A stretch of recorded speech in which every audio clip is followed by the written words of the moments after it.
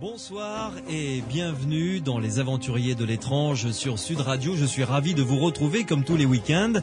Ce soir, nous allons compléter le dossier concernant les expériences de mort imminente ou, comme l'on dit dans le jargon des scientifiques qui s'intéressent au paranormal, les NDE. Jean Morzel, bonsoir. Bonsoir, Bénédicte. C'est avec beaucoup de plaisir que je vous reçois car vous venez de publier un livre où vous racontez votre expérience et votre vie après avoir vécu donc une NDE, une expérience de mort imminente. Et ce livre a pour titre « Tout commence après » avec comme sous-titre « Mes rencontres avec l'au-delà ». C'est aux éditions CLC. Il y a une préface de Jean-Jacques Charbonnier qui sera notre invité tout à l'heure, c'est votre ami également, hein? Absolument. Et une participation de Jocelyn Morisson que nous avons eu le plaisir de recevoir également de nombreuses fois dans cette émission. Il viendra nous rejoindre tout à l'heure aux alentours de 23h. Alors là, je m'adresse à vous qui nous écoutez. Si vous aussi vous avez vécu une expérience de mort imminente, eh bien, je vous invite à nous appeler pour en parler avec Jean Morzel qui pourra peut-être plus que moi trouver les mots pour vous rassurer et vous donner peut-être quelques éléments, quelques débuts de réponse. Vous pouvez nous appeler à partir de maintenant. Morad est au standard. Il vous attend au 0826 300 300, 0826 300 300 parce que Jean Morzel, j'imagine que c'est peut-être le plus dur la première fois d'en parler, non? Oui, pour une bonne et simple raison qu'on ne veut pas, enfin moi je parle pour moi bien entendu, on ne veut pas que les autres abîment l'expérience que vous venez de vivre. Personnellement, je me suis tué pendant 40 ans. Mon expérience est arrivée en 1949. Oui. Et j'ai pu en parler que dans les années 90, quoi, d'une manière normale. C'est un poids lourd à porter. Vous y pensiez, je veux dire, régulièrement J'y pensais tous les jours. C'était quelque chose, lorsque ça vous arrive, mais c'est fabuleux, c'est merveilleux. C'est difficilement même racontable. On peut raconter, si vous voulez, les faits qui se sont passés, dont on se souvient absolument. Mais si vous voulez, on ne peut pas raconter l'émotion que vous avez, le bonheur que vous avez. Et tout à l'heure, vous disiez un mot en disant que mon expérience, ou ce que je pouvais en dire, pouvait rassurer les gens qui ont vécu une NDE. Oui. Ils n'ont pas besoin d'être rassurés. C'est les autres qu'il faut rassurer. C'est ceux qui n'ont pas vécu. Parce que ceux qui ont vécu une NDE, ils sont heureux comme tout. Et surtout, tous ceux qui ont vécu une NDE ont une faculté fabuleuse de se rendre compte que la mort n'est pas une fin et que c'est le début d'autre chose. Si vous voulez, la vie continue après la mort. Et ça, on en est certain, on est sûr, tous les gens qui ont vécu des NDE... Intimement persuadés. Totalement, oui, totalement persuadé. Ouais. Si vous voulez, souvent je le dis lors de mes conférences, parce que j'en fais, avec le docteur Charbonnier d'ailleurs, qui doit m'écouter et que je salue. C'est, comment dirais-je, le fait de savoir que l'on va mourir tous est quelque chose d'acquis. Malheureusement, je ne connais pas... Dès la naissance, on s'inscrit dans la file d'attente. Et là, on est tous pareils à ce niveau-là. Mais... si vous voulez, la chose qui est inquiétante, c'est d'une part savoir comment est-ce qu'on va mourir, et la deuxième, quand allons-nous mourir. Ouais. Nous allons en discuter ensemble durant ces 2 prochaines heures. Vous pouvez, vous qui nous écoutez, évidemment intervenir dans cette émission. Vous êtes ici chez vous, dans les Aventuriers de l'étrange. Intervenir par le biais des SMS. Vous nous envoyez votre commentaire, vous rédigez votre question. Si vous voulez que je pose une question à Jean Morzel, vous envoyez le tout donc au 71 200. La procédure est simple, vous tapez Sud sur votre portable, vous laissez un espace, vous rédigez votre texte et vous envoyez le tout au 71 200.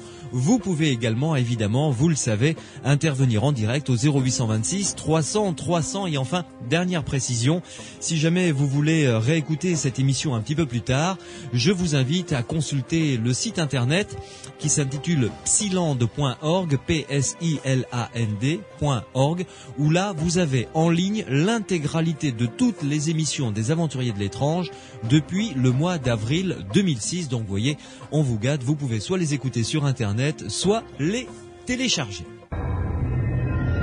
Les Aventuriers de l'étrange, avec Louis Bénédit sur Sud Radio. Jean Morzel, donc je vous reçois parce que vous avez écrit ce livre, Tout commence après, mes rencontres avec l'au-delà. C'est aux éditions CLC. Vous avez mis du temps quand même pour l'écrire, ce livre. J'ai mis du temps pour le faire éditer, ça oui. Pour l'écrire, ça a été relativement plus simple, parce que, si vous voulez, j'ai eu la chance d'être entouré de gens qui avaient vécu des expériences extraordinaires, que je cite d'ailleurs dans mon livre. On en parlera évidemment. Et je n'ai eu qu'à les transcrire, c'est tout. Oui. Et puis, si vous voulez, lorsque je me lance dans l'écriture, ce n'est pas tout le temps, mais à des moments, c'est le besoin d'écrire qui se fait sentir. Et ça aussi, c'est curieux, parce que je n'avais jamais écrit au préalable. Hein. Je suis à la retraite depuis quelques années, et puis un jour, j'ai eu envie d'écrire. Pourquoi? Je ne sais pas. Je pense que avoir été poussé, si vous voulez, je vais vous dire une chose qui va être un peu surprenante, que j'ai été poussé par l'au-delà pour le raconter. Et si vous voulez, quand je commence à écrire, mon épouse, qui est à mes côtés, pourrait vous le dire, c'est le seul moment où je ne me préoccupe plus de l'heure, hein, où manger est tout à fait secondaire. Mais quand j'écris des pages qui tournent les unes après les autres. Mm-hmm. Et les 3/4 du temps, mon épouse est obligée de me relire, de corriger les fautes d'orthographe, bien entendu, mettre des accents, mettre des points, etc. Parce que c'est l'idée que je veux faire passer, et parce que cette idée est extrêmement importante. Si vous voulez, la chose la plus importante de tout ce que je peux raconter, c'est de faire dire à ces mots, à ces livres, que la mort n'est pas une fin. Et c'est quand même quelque chose d'extrêmement rassurant. Mm-hmm. D'avoir aussi le fait que c'est assez exceptionnel de notre époque, à notre jour, où on vous parle de la mort comme ça, sans arrêt. On ne peut pas dire que la mort est quelque chose de facile, bien entendu. Moi-même, je crains le moment où je vais passer de l'autre côté. Mais je sais où je vais.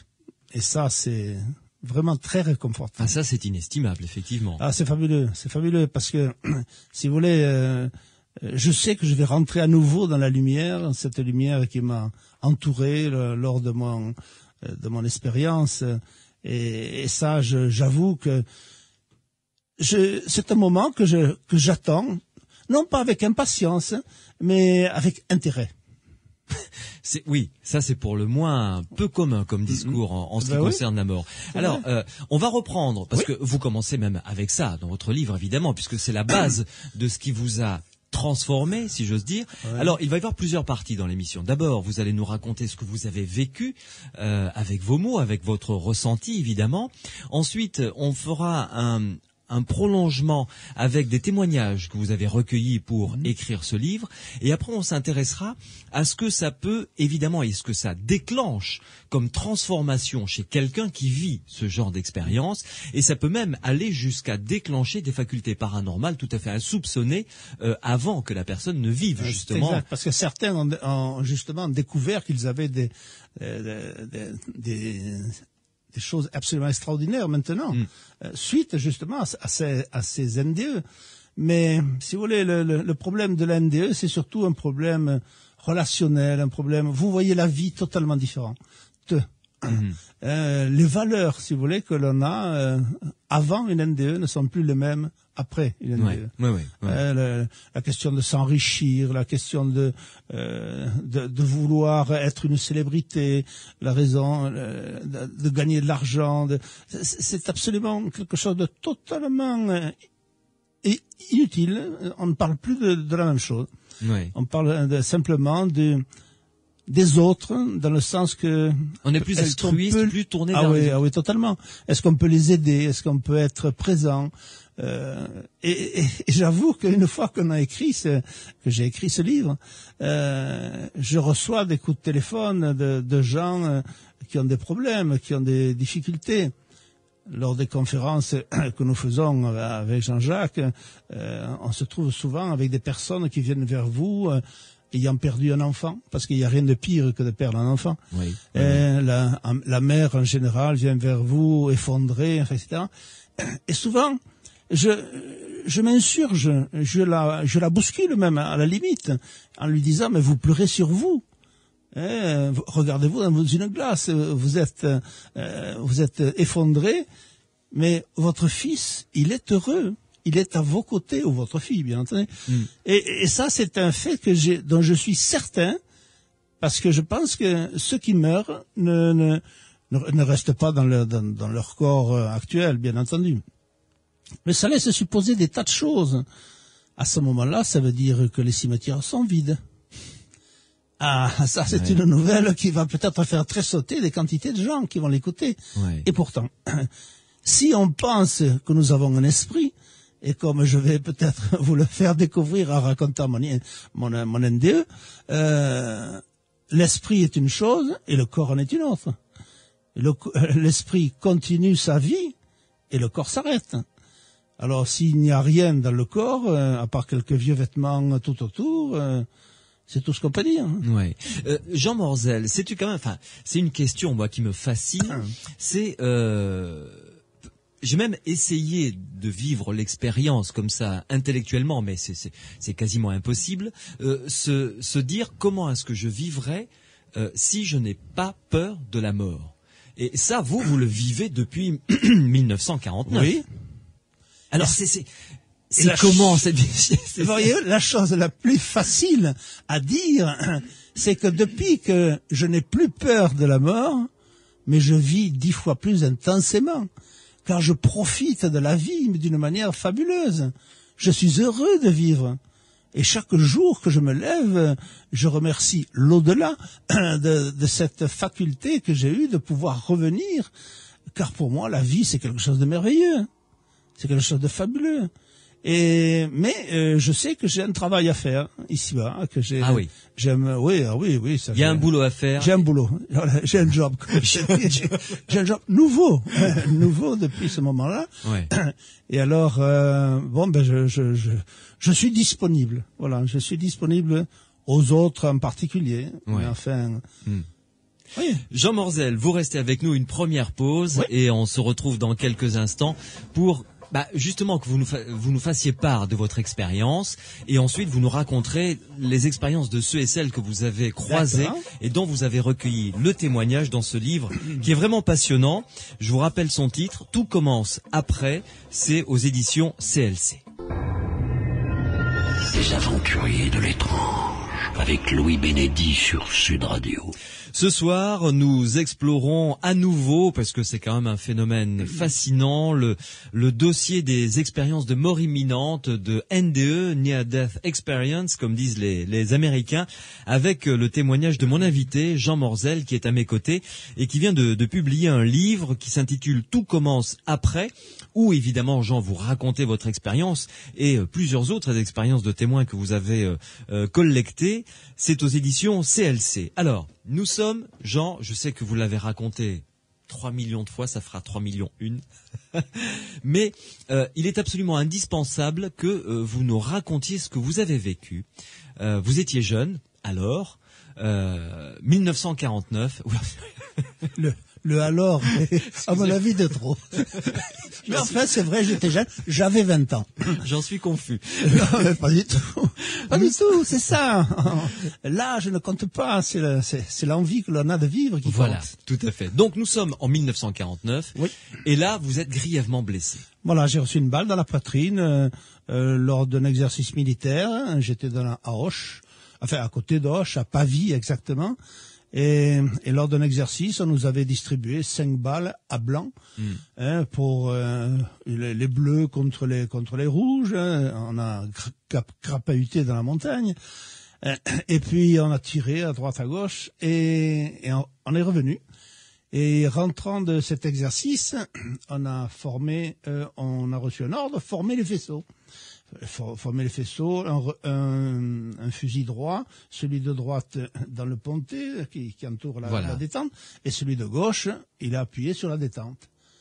Et il restait une balle dans mon fusil. Et j'avais j'avais mon corps au-dessus du fusil, puisque je le tenais avec ma poitrine pour ne pas qu'il tombe. Et le coup est parti. Alors là, ça fait des dégâts énormes à l'intérieur. Tel que vous me voyez, j'ai que la moitié du foie, enfin, un seul poumon qui marche, le diaphragme déchiré, mais enfin ça c'est secondaire puisque je suis arrivé à mon âge certes, dans cet état. Oui, j'ai même appris dernièrement, en passant une radio de contrôle, où j'ai vu le docteur qui cherchait, là, avec comment ça s'appelle ça? Une échographie. Une échographie. Ouais. Et là, il était là, il marmonnait entre ses dents, enfin, etc. J'étais de plus en plus inquiet. Je me suis dit, je vais être transporté à l'hôpital dans la soirée. Et il me dit, vous savez, monsieur Mordel, j'ai quelque chose à vous dire. Je viens de me rendre compte que vous n'avez plus de vésicule. C'est la première fois que j'ai appris que je n'avais plus de vésicule. 50 ans plus tard. Mais enfin, voilà. Alors, toujours est-il que j'ai reçu cette balle, donc, et puis, j'ai été assommé sous le coup, hein. Je n'ai pas souffert. C'était pas une souffrance, c'était un étourdissement. J'ai été jeté par terre. Et à ce moment-là, je me suis rendu compte que j'ai fait un état des lieux. Autrement dit, j'ai prononcé mon acte de contrition.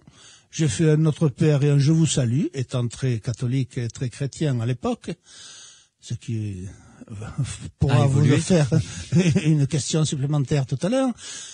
Et là, je me suis rendu compte que je ne crachais pas de sang, donc je me suis dit les poumons ne sont pas atteints, ce en quoi je me trompais. Ensuite de quoi le cœur battait, donc je me suis dit je m'en sortirai. Et avec ce moral, je suis parti à l'hôpital d'Auch, à l'infirmerie d'abord du régiment. Voyant mon état, on m'a envoyé à l'hôpital d'Auch. L'hôpital d'Auch, voyant mon état, m'a envoyé à l'hôpital de Toulouse.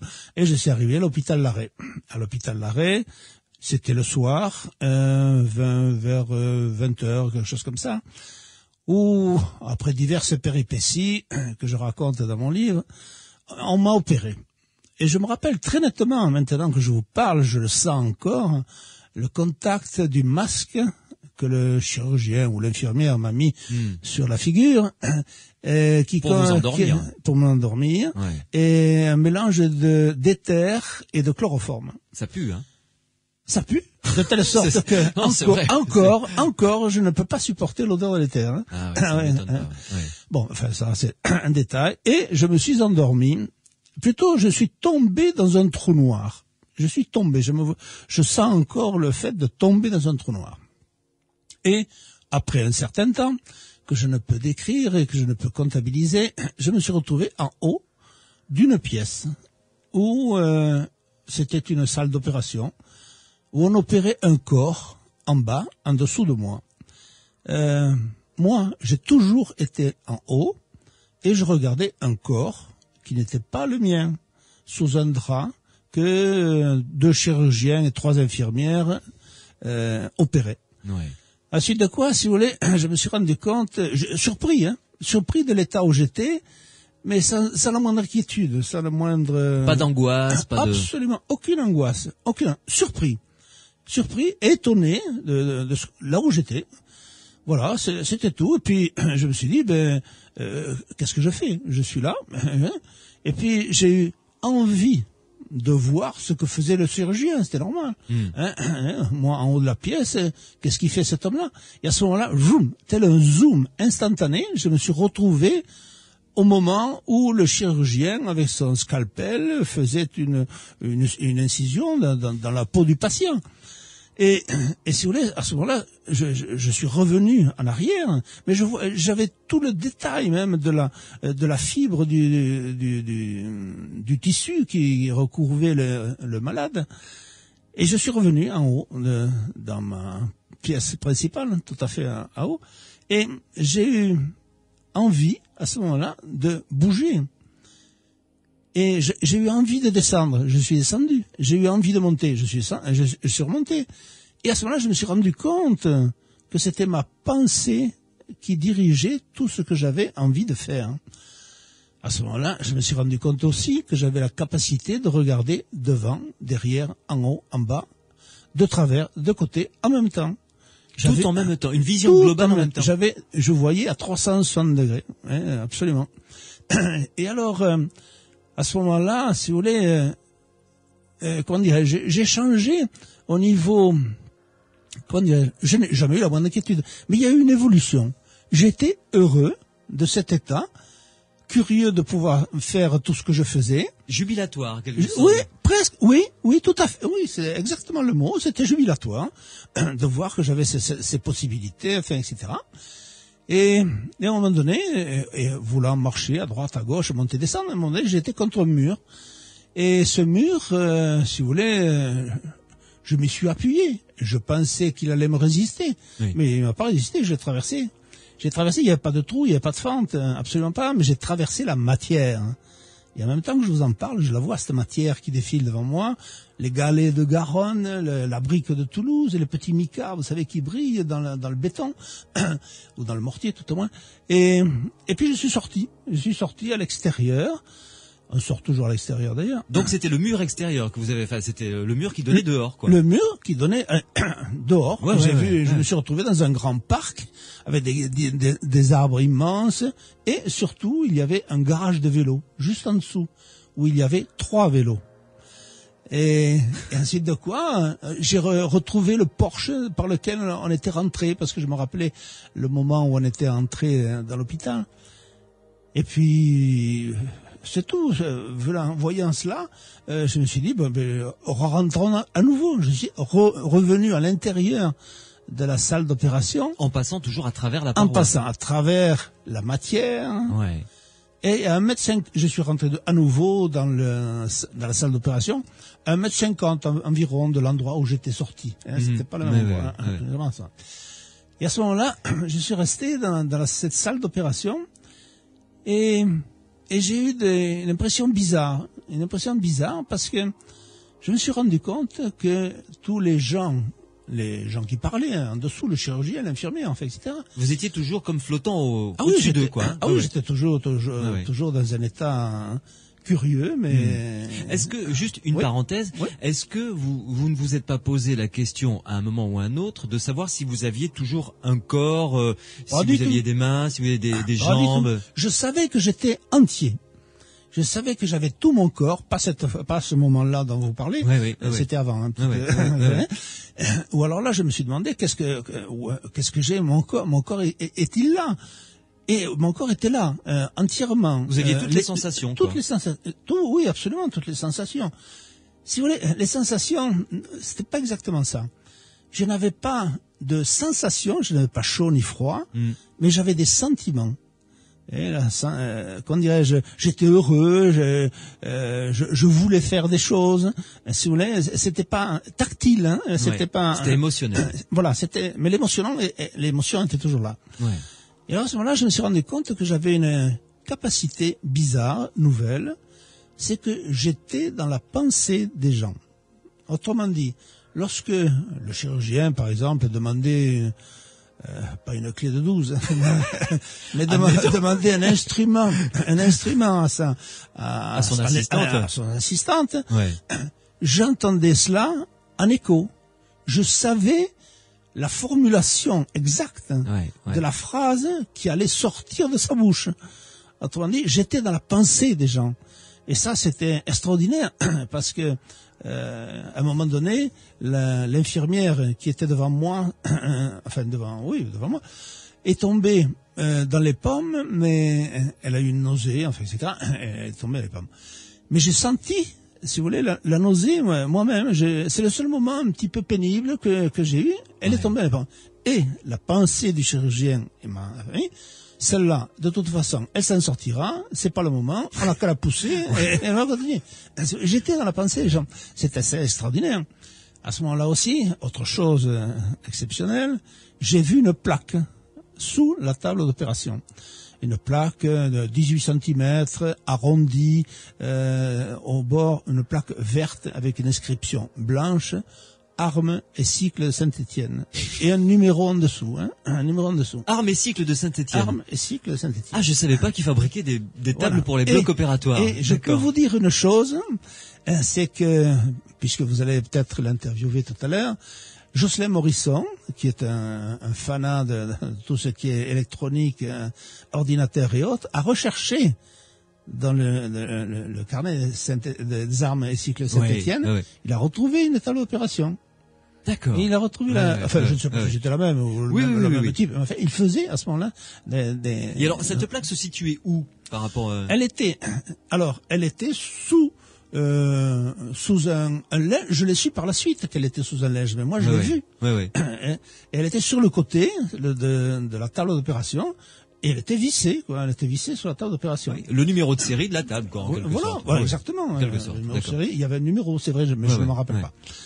Alors de là, ensuite, mon voyage a continué à l'intérieur de cet hôpital, à savoir que j'ai eu envie de me promener. Pourquoi je ne sais pas trop. Enfin, curiosité aidant. Mais à ce moment-là, la salle d'opération était avec une porte vitrée. En verre. Oui. Et je l'ai traversé comme je traversais le mur. Et c'est la seule fois où j'ai eu l'impression, la sensation de connaître mon corps. J'ai eu l'impression qu'il s'étirait légèrement. C'est la seule fois où j'ai eu l'impression qu'il s'étirait. Enfin, en traversant le verre. Oui, en traversant le verre. Et puis je me suis promené dans l'hôpital. J'ai vu un dortoir, des malades, des salles diverses et un poste d'eau. Un poste d'eau qui était après des chambres des malades. Et ensuite de quoi, je suis revenu dans la salle où on opérait toujours ce bonhomme. Et ensuite de quoi, je suis passé au-dessus de lui.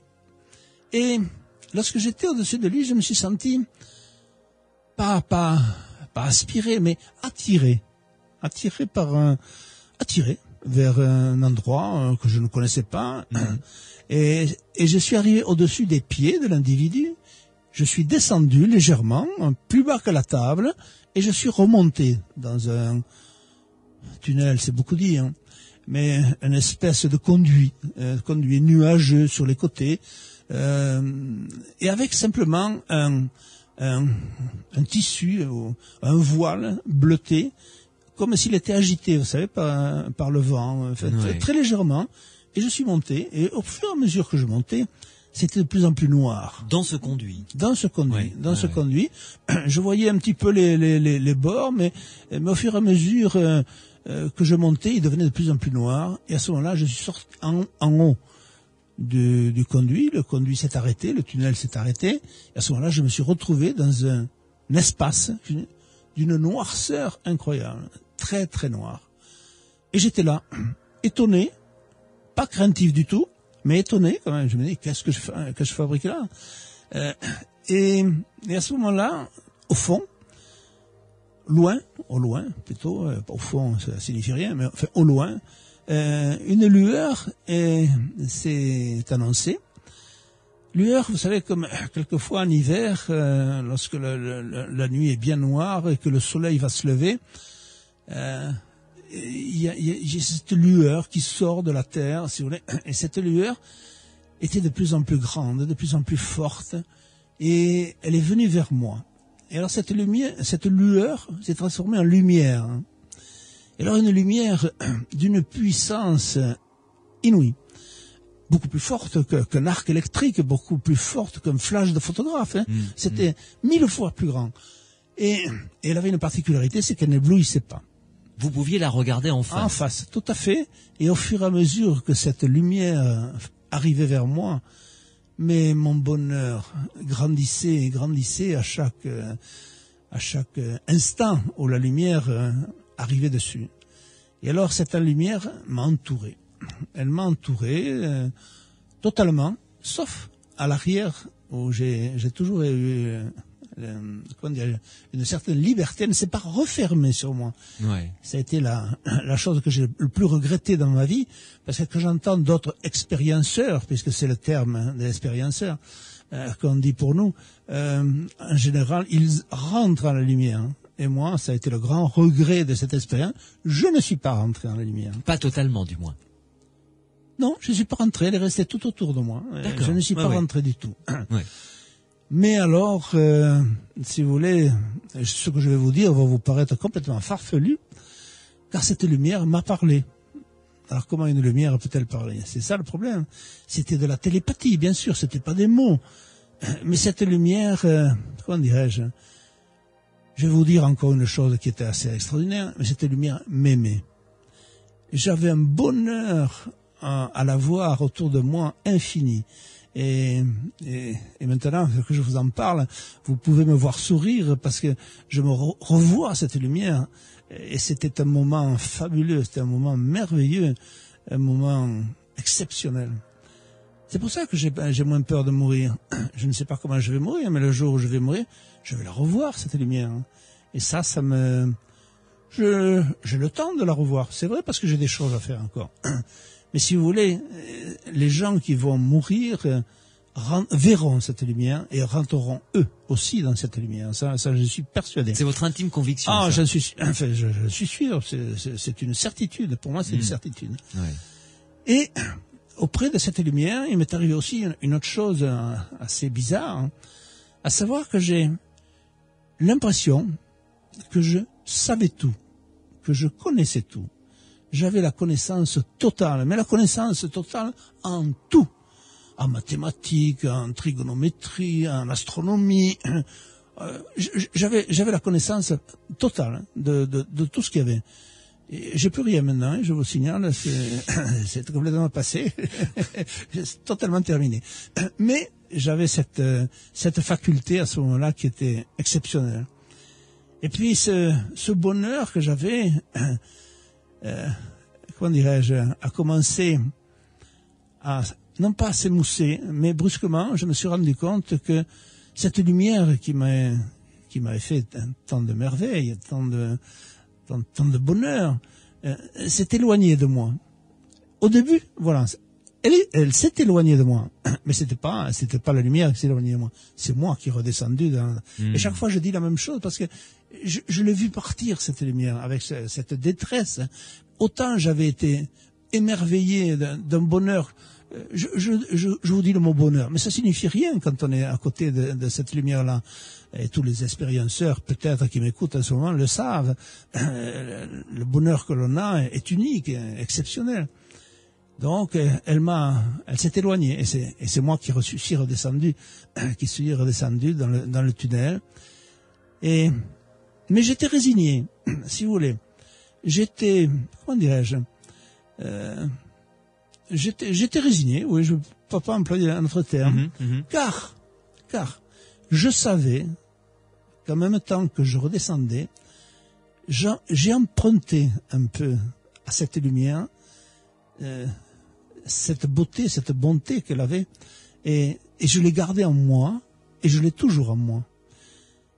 Donc j'étais rassuré, content dans une certaine mesure, parce que j'étais triste quand même de voir cette merveille qui s'éloignait, et puis je suis redescendu et je suis rentré dans la salle d'opération à nouveau, et sortant du tunnel, remontant au-dessus des pieds de l'individu qu'on opérait, je me suis installé au-dessus de lui, et j'ai réintégré ce corps par la fontanelle.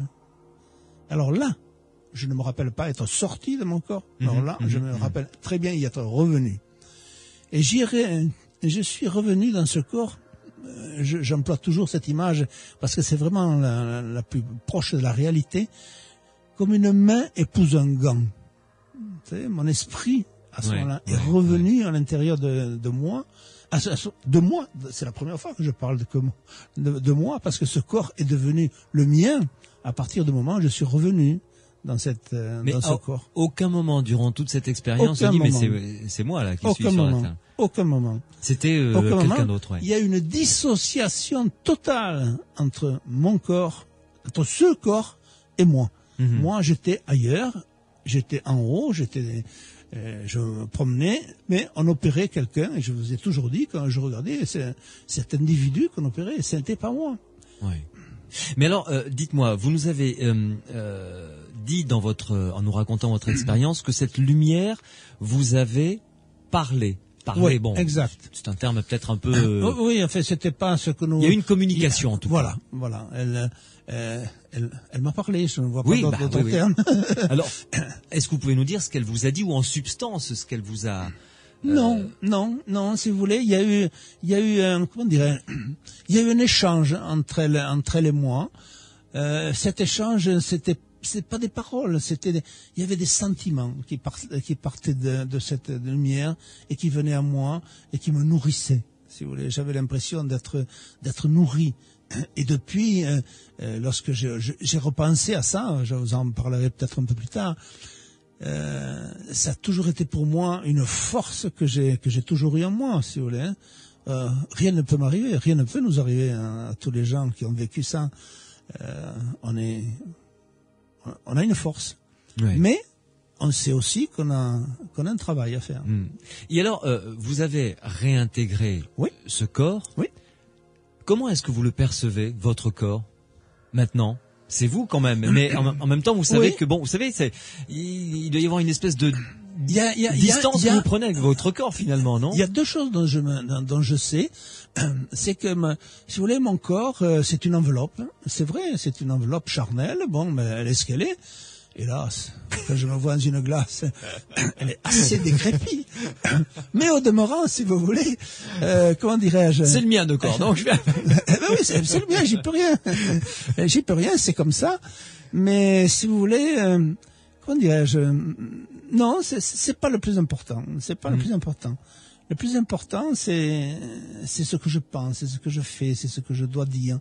Si vous voulez, la NDE que j'ai vécue a influencé toute ma vie. Hein. Je pense avoir réussi bien des choses dans ma vie, à part peut-être l'éducation de mes enfants, qui n'a peut-être pas été très réussie. Mais tout le reste, je crois l'avoir réussi, à part mes deux mariages précédents. ça c'est aussi, on ne peut pas tout réussir. Mais j'ai la chance d'avoir réussi le dernier, car je suis un jeune marié. Il faut bien que je sois jeune en quelque chose. C'est vrai. Donc je suis un jeune marié, et on a une communion tous les deux, mon épouse et moi, mais merveilleuse, parce que c'est comme ça. Ouais. Mais dites-moi, Jean Morzel, vous vous êtes réveillé après, évidemment. Là, vous avez réintégré ce corps. Donc, il est arrivé un moment où vous vous êtes réveillé et où tous ces souvenirs vous sont revenus en mémoire. Alors là, ça doit faire bizarre. C'est la seconde. L'expérience est terminée. L'expérience que j'ai vécue est terminée. Mais ensuite, de quoi, si vous voulez, je me suis réveillé. Enfin, je me suis réveillé. Oui, j'ai été réveillé. Non. Et comme je vous l'ai dit, j'ai réintégré mon corps. Et à ce moment-là, j'ai recommencé à souffrir. C'est là où j'ai commencé à souffrir, uniquement.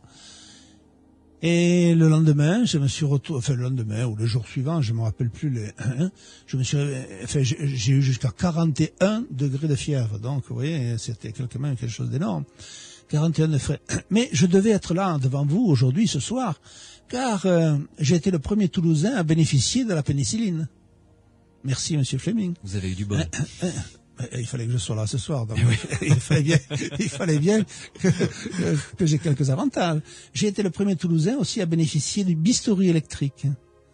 Car le foie, à l'époque, ne s'opérait pas, on peut pas. Ouais. Il s'est régénéré, mais si vous voulez, on ne pouvait pas tailler le foie, sinon. Eh bien si, on pouvait. Il n'empêche que malgré la pénicilline que l'on me faisait toutes les 3 heures, la fièvre a duré pendant de nombreux jours. Et disons que j'avais des cauchemars terribles, enfin, etc. Et les seuls moments d'apaisement que j'avais, c'était quand je pensais à ce qui m'était arrivé. Car, si vous voulez, le 2e jour de mon opération, maintenant, quand vous êtes opéré, on vous met des transfusions, des choses comme ça. À l'époque, ça n'existait pas. Hein. On ne faisait pas ça du tout. Le seul moyen qu'avait trouvé le chirurgien, il m'avait dit interdiction de boire. Vous ne buvez plus, quoi. Point. Et donc je n'ai plus bu du tout pendant les 8 premiers jours, je pense. Et à ce moment-là, si vous voulez, j'avais une soif terrible. Oui. Et vous vous rappelez que ce que je vous ai dit tout à l'heure, que j'avais vu un poste d'eau. En vous baladant lorsque vous étiez hors de votre corps. Oui. Et à ce moment-là, c'était le 2e jour, je crois. Je me suis levé une nuit et je suis allé boire à ce poste d'eau. Et je suis revenu. Et j'avoue que je suis revenu tout titubant. Enfin, j'étais dans un état catastrophique, mais je savais à l'endroit où qu'il y avait un poste d'eau, et j'y suis allé. Je suis revenu me coucher, et en me remettant dans les draps, enfin, etc., comme j'étais inondé de sueur, enfin, bon, je vous passe les détails, je me suis dit, c'est fantastique, parce que si le poste d'eau existe, c'est que mon expérience, elle est vraie. Hein. Enfin, c'est ce que j'ai vécu est vrai, donc. Oui. La lumière est vraie aussi. Hein. Et je dois dire que la première des choses que j'ai faites lorsque j'ai pu m'asseoir sur mon lit quelques semaines plus tard, je crois que j'ai été blessé le 9 juin 49. Le 9 juin, donc ça a dû être vers la fin du mois de juin ou au début du mois de juillet, où j'ai demandé à aller voir dehors, à l'extérieur. Au volet, j'étais à un étage, je voyais que les arbres par la fenêtre. Et j'ai demandé à des infirmières, un infirmier et une infirmière, de me soulever et de m'amener à la fenêtre. Comme on pardonne tout à un grand malade, il est fador. Ça va lui faire plaisir. Ça va lui faire plaisir. Allez, on m'a amené au bord de la croisée, qu'on a ouverte d'ailleurs, et la première des choses que j'ai faites, c'est de plonger mon regard en dessous. Et en dessous de moi, il y avait un garage de vélos.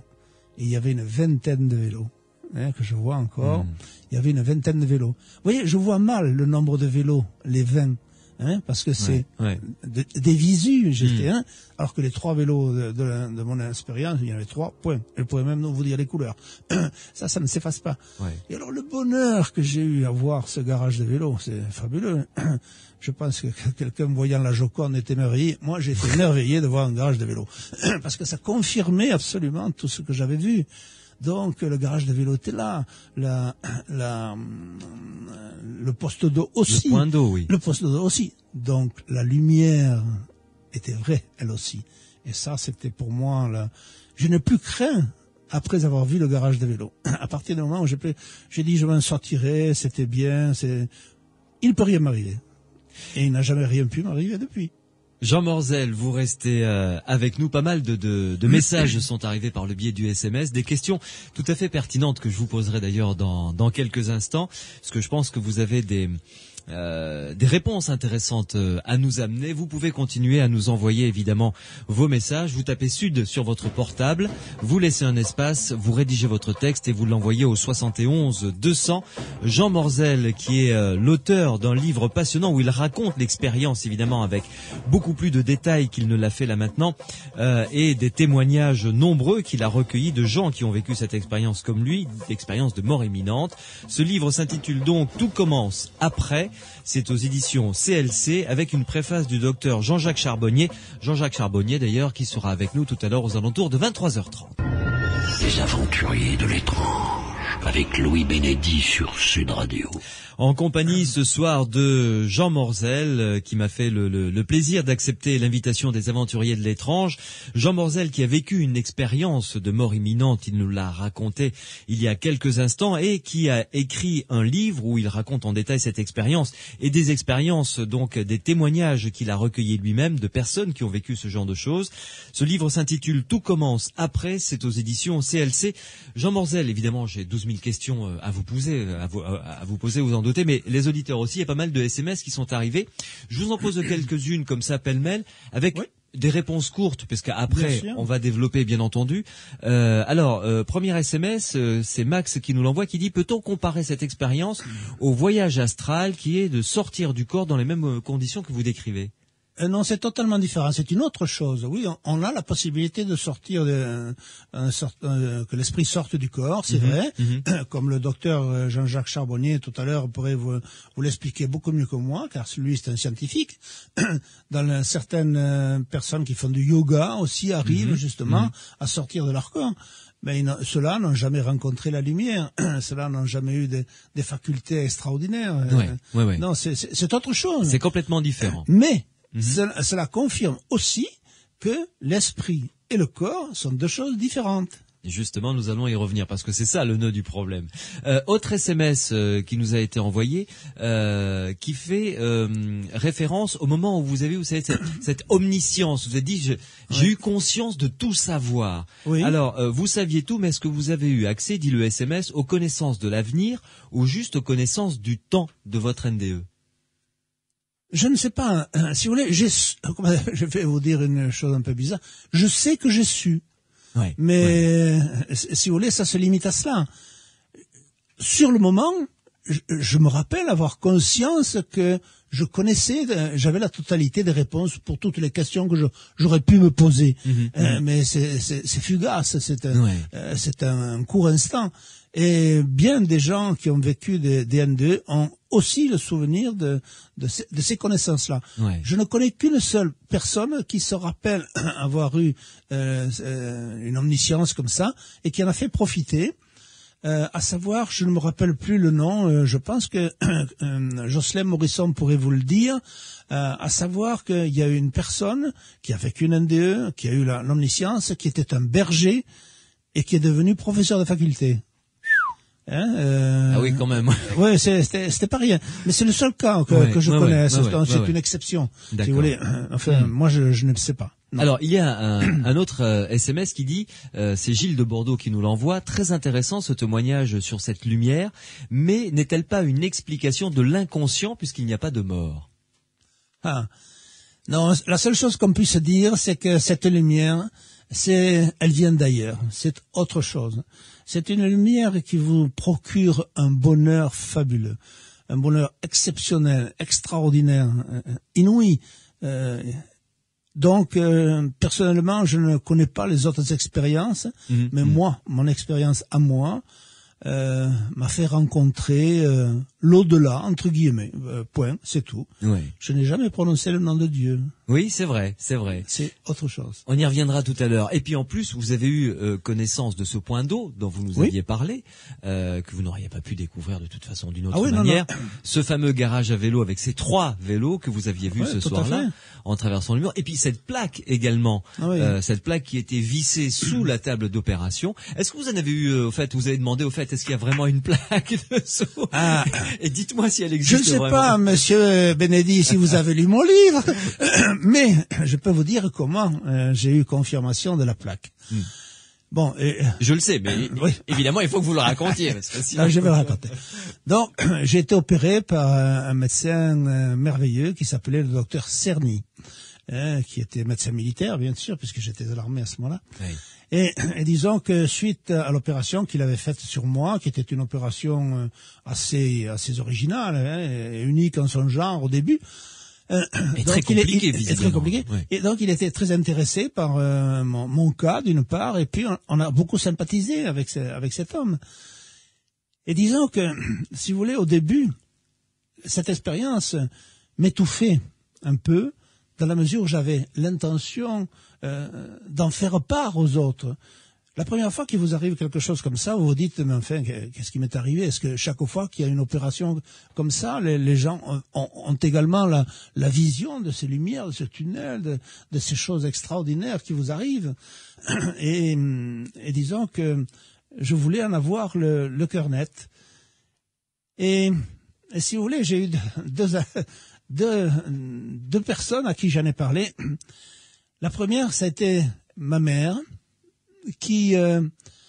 à qui, dans mon histoire, je vous ai raconté qu'au-dessus de ce tunnel, il y avait un petit voile bleu agité par le vent, comme s'il avait été agité par le vent. Et alors j'ai dit à ma mère, qui était à mon chevet bien sûr, j'ai dit, tu sais maman, lors de mon opération, il m'est arrivé quelque chose d'un peu extraordinaire, parce que je voulais déjà commencer tout doucement à la prévenir. Alors, j'ai eu l'inspiration de lui dire, à un moment donné, j'ai eu une espèce de tunnel et il y avait un voile bleu au-dessus de moi qui s'était agité. Elle m'a pas laissé finir. Elle m'a dit, merci Sainte Vierge, vous avez sauvé mon fils. Elle a foncé à Lourdes, elle m'a mis une plaque. Et elle n'a su que l'histoire du... Si elle avait su le reste, elle me construisait une cathédrale. C'est très joli. Alors, en revanche... Premièrement, je peux vous raconter la deuxième fois. Et oui, juste... La deuxième fois, c'était donc le fameux docteur Cerny qui me soignait. Il venait évidemment tous les matins, le soir, enfin il était tout le temps à mon chevet. Et alors j'avais un trou énorme dans la poitrine, et il avait 27 cm de profondeur, pour vous dire, c'était impressionnant. Il avait une pince très longue, et quand il l'enfonçait, je me disais... Il va s'arrêter, oui. Je m'attendais chaque fois à ce qu'elle me traverse, tellement c'était profond. Et il remontait des morceaux de foie, parce que j'ai su après que c'était foie, enfin des morceaux de foie. D'accord. Et alors, je lui disais, enfin, docteur, quand vous aviez mon foie dans votre main droite, que vous l'avez passé sur votre main gauche et que vous l'avez sectionné, enfin enlevé la partie mauvaise, vous avez mal fait votre travail, puisqu'il reste encore quelques bouts dans ma blessure. Ah, elle m'a dit, on te l'a raconté. Et non, je lui ai dit, je l'ai vu. Alors il a été un peu interloqué. J'imagine, oui. Il m'a dit, comment ça, tu l'as vu? Oui, j'étais en haut et j'ai vu l'opération. Ça a été le premier contact. Il est parti un peu, il s'est dit, c'est la fièvre ou un truc comme ça. Et on en a plus parlé. La première fois, ça n'a été que ça. Ensuite de quoi, bon, plusieurs fois, de temps en temps, mais il me disait, de temps en temps, il revenait sur la chose. Mais c'est vrai cette histoire que tu étais en haut? J'ai dit oui. Et bon, ça va, toujours. Et une fois, il est revenu et il m'a dit, au fait, mais c'est vrai, allez, raconte-moi un peu. Et j'ai dit, comme j'étais au-dessus de vous, j'ai traversé des murs, enfin, etc. Il s'est dit complètement jobard, ce pauvre garçon. Et il me dit, j'ai vu une plaque sur la table d'opération.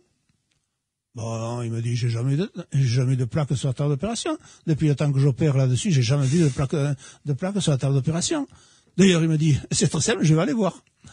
Et il est parti à la salle d'opération, et il est revenu 5 minutes plus tard, blanc comme un linge, en me disant, elle y est. Il me dit, comment tu as pu le voir? Parce qu'elle était en dessous des trucs matelassés, qui étaient en dessous. J'ai dit, je ne sais rien, comment j'ai pu la voir. Je l'ai vu. Voilà, donc, confirmation à nouveau que je n'avais pas rêvé. Et après coup, si vous voulez, on s'est lié d'amitié avec cet homme d'une manière fabuleuse. Et quand je pouvais à ce moment-là marcher, que ma convalescence était presque commencée, il m'a dit, tiens, on va aller voir la plaque. Et on est partis tous les deux à la salle d'opération. Et il m'a dit, tiens, je vais te montrer la plaque. Non, je lui ai dit, elle était là. Et j'ai enlevé le tissu molletonné qui était là. Et la plaque est apparue, juste à l'endroit où je disais. Il m'a regardé, il avait les larmes aux yeux, et voilà, c'est tout. Ça a été un grand moment d'émotion. Ah oui, c'était un grand moment d'émotion, et pour lui et pour moi. Ouais. Et alors, le but de l'objet de cette émission, c'est également, on va attaquer cette deuxième partie, de savoir ce que ça transforme, parce que là, vous allez pouvoir parler en votre nom, Jean Morzel, évidemment, mais également parler au nom de ceux et celles que vous avez rencontrés qui ont vécu ce genre d'expérience de mort imminente, parce que ça, évidemment, une mort qui bouleverse une vie. La phrase peut paraître bizarre, mais elle veut bien dire ce que ça veut dire. Oui, mais là, j'ai une vie totalement différente, totalement changée. Je pense en avoir dit quelques mots tout à l'heure, à savoir que nos valeurs, les valeurs que nous avions avant la NDE, et les valeurs que nous avons après la NDE sont totalement différentes. On se tourne vers les autres, on est plus proche des autres, on est disponible pour les autres. Je pense que, franchement, si vous voulez, je pense que nous avons une mission. Je ne dis jamais que nous sommes des élus. Nous sommes des gens, justement, qui avons vécu cette chose-là pour quelque chose, pour le faire partager à d'autres, pour inciter les autres à être des témoins. Car vous savez, comme je vous l'ai peut-être pas dit, mais je me suis tu, voilà, pendant 40 ans. Je n'en ai jamais parlé, sauf, je vous dis, à ce médecin et à ma mère qui m'a absolument rien, m'a pas compris, et à mon chirurgien qui lui a été ahuri. C'est vrai, il a été vraiment très, très étonné, mais bon, mais c'était ça. Il n'est pas allé plus loin, si vous voulez. Et alors, moi, si vous voulez, c'était quelque chose de tellement merveilleux qui m'était arrivé que je ne voulais pas en parler, car je savais que j'étais tout seul.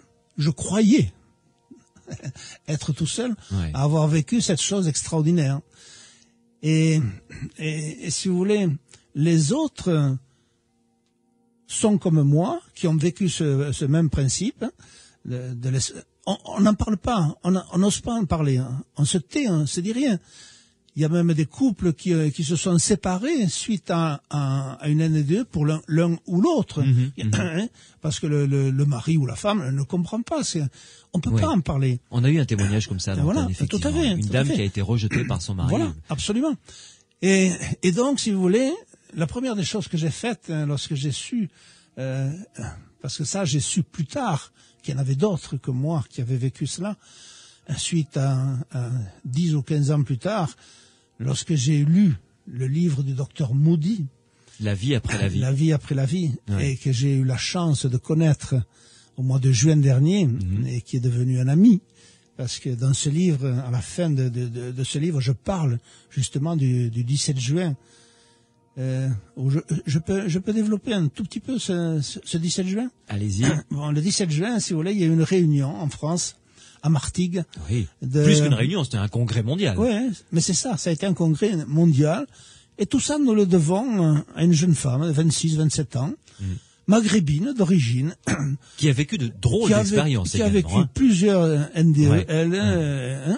donc qui sait à quel point c'est difficile de faire passer pas le message, mais de faire passer le fait que nous ne sommes pas des hallucinés.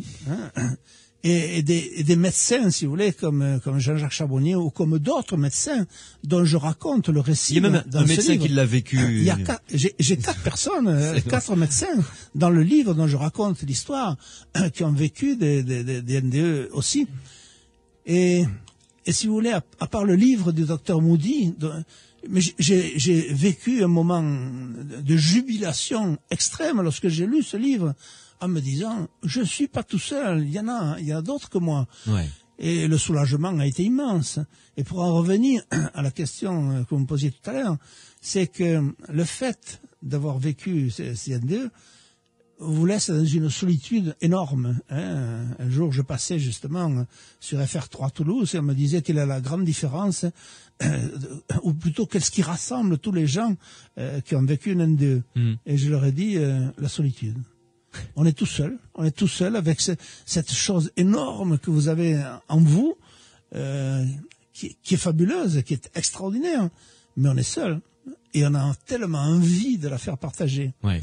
Jean Morzel, une pause, et ensuite j'aimerais que l'on revienne sur, vous l'avez à peine évoqué, mais on va y revenir. Vous étiez au départ un catholique pratiquant, fervent, voire même peut-être.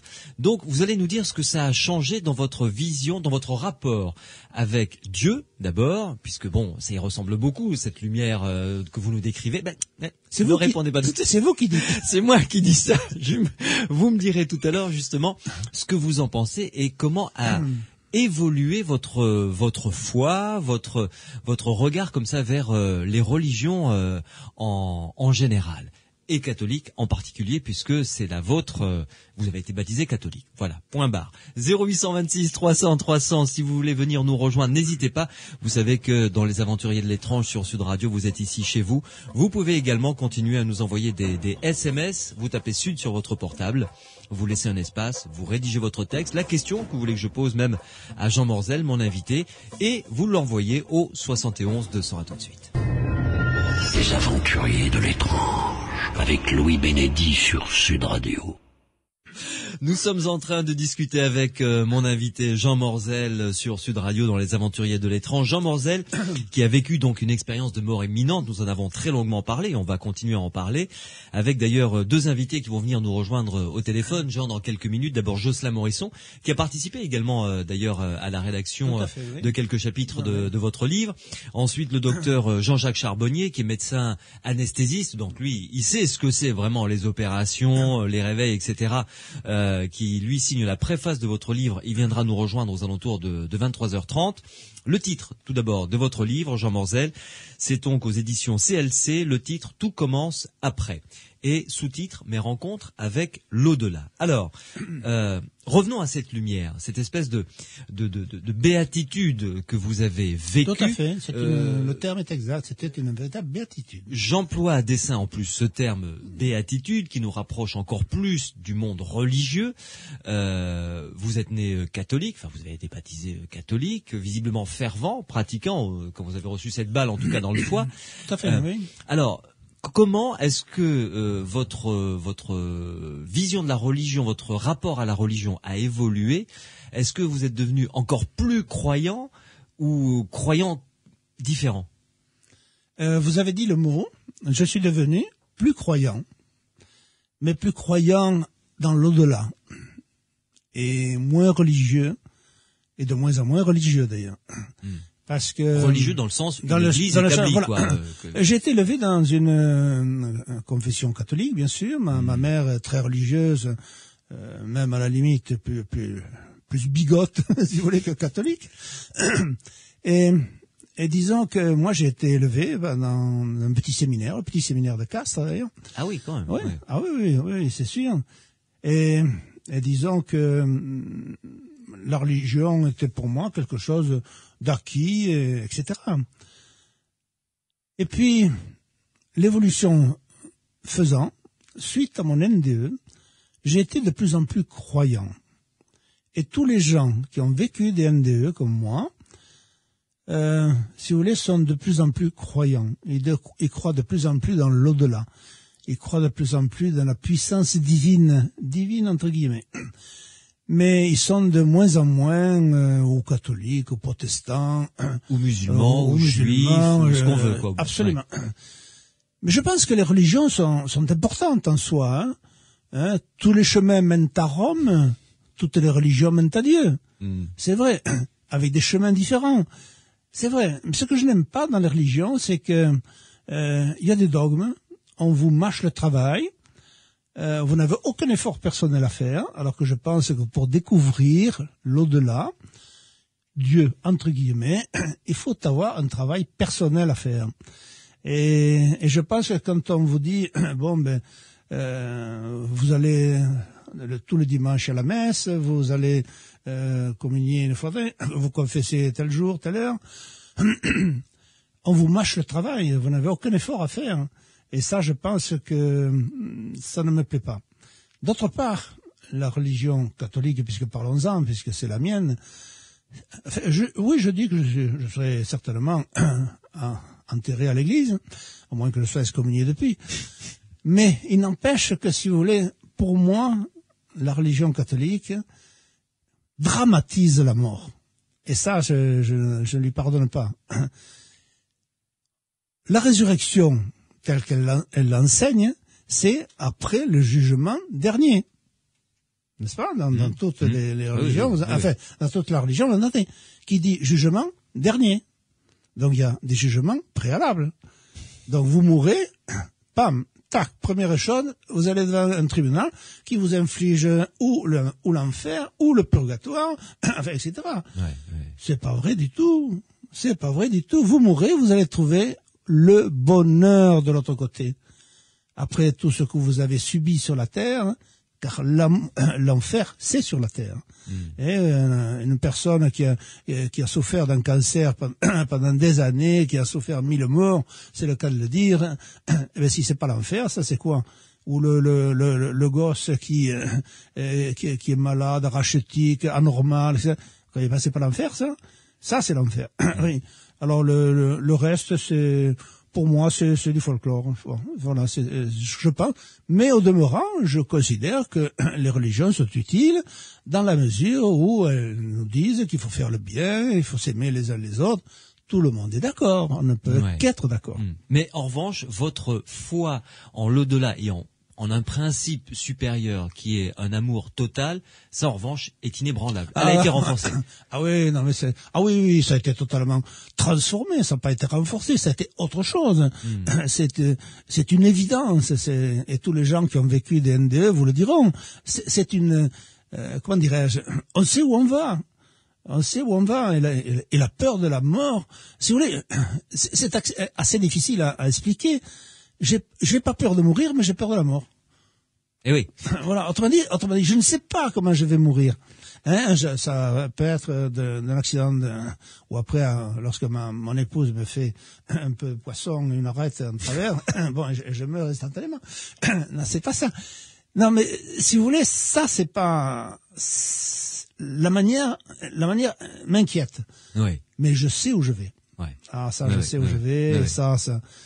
C'est pour ça que je vous dirais que j'ai eu le malheur, parce que ça c'est quand même un malheur, de perdre 2 fils. Et les 2 de manière tragique, un en accident de voiture, comme on a à 20 ans, il s'est endormi au volant, plouf, c'est fini. Et un autre d'un infarctus l'an dernier, il était infirmier, c'était mon fils Bruno, et il est mort lui aussi. Mais je crois être allé une fois sur son cimetière, ça tombe une fois, parce que bon, je veux pas aller voir ses vêtements, hein, y a rien. Mais moi, par contre, mon fils Bruno, mon fils Vincent, ils sont là autour de nous, ils me regardent. Ça, oui, ça, je les sens, même souvent. Donc, si vous voulez, je dis surtout ça pour les personnes qui ont perdu des enfants, parce que ça, c'est la pire chose qui peut vous arriver. Que vous soyez triste, bien sûr. Ça n'enlève pas le malheur. Ça n'enlève pas le malheur. L'absence, comme je le dis dans la première page de mon livre, quand vous l'ouvrez, et si jamais la chance que vous l'achetiez, vous le verrez, la mort n'est pas une absence, c'est une différence de présence. Parce que les gens qui sont partis avant nous, ils sont avec nous. Jean Morzel, est-ce que ça a déclenché, parce que c'est l'objet également des interrogations de cette émission, est-ce que ça a déclenché chez vous des capacités que vous n'aviez pas avant? Voilà une question qu'elle est bonne. Oui, je pense avoir des capacités un peu une sensibilité plus fine, voilà, accrue, tout à fait. Tout à fait. Et puis surtout, si vous voulez, de relativiser. Je pense que je suis plus proche maintenant. Je fais le discernement entre les choses importantes et les choses qui ne le sont pas. Oui. Alors comme à part que je suis en voiture, et quand on me passe devant, alors là, je respecte. Mais si vous voulez, c'est un amusement parce que je pense que là aussi, il y a une chose, c'est que je prends la vie, si vous voulez, avec sérieux, mais avec amour, avec bonheur.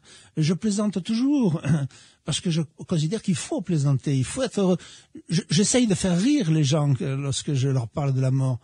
Alors c'est pour ça que quand j'ai vu une chose extraordinaire que beaucoup de gens de Colomiers ou de Pibrac, où j'habite, à côté de Toulouse, à côté de Toulouse, se reconnaîtront dans un enterrement que nous avons eu d'un de mes amis qui a été enterré lundi, donc ce n'est pas vieux, et un de mes camarades, 35 ans que nous connaissions, il s'appelait Roger, et il est mort, et on l'a enterré, et tous ses amis étaient autour de lui, et finalement on s'est rendu compte qu'on était tous autour du catafalque, à l'extérieur de l'église, parce que la messe par elle-même, ça a été catastrophique, mais à l'extérieur, et on était tous heureux de se retrouver, et il était là avec nous. C'était fabuleux, c'était merveilleux. Et j'espère, moi, que le jour de mes obsèques, d'abord les chants de mon enterrement sont faits, mais ça va être des chants amusants, où on va rire, on va taper des mains et tout. Je vous demande, Jean, je vous demande de mettre le casque sur les oreilles, parce que nous allons avoir notre premier invité qui nous rejoint. Il s'agit de Jocelyn Morisson. Jocelyn, bonsoir. Oui, bonsoir Louis, bonsoir Jean, bonsoir à tous. Bonsoir Jocelyn.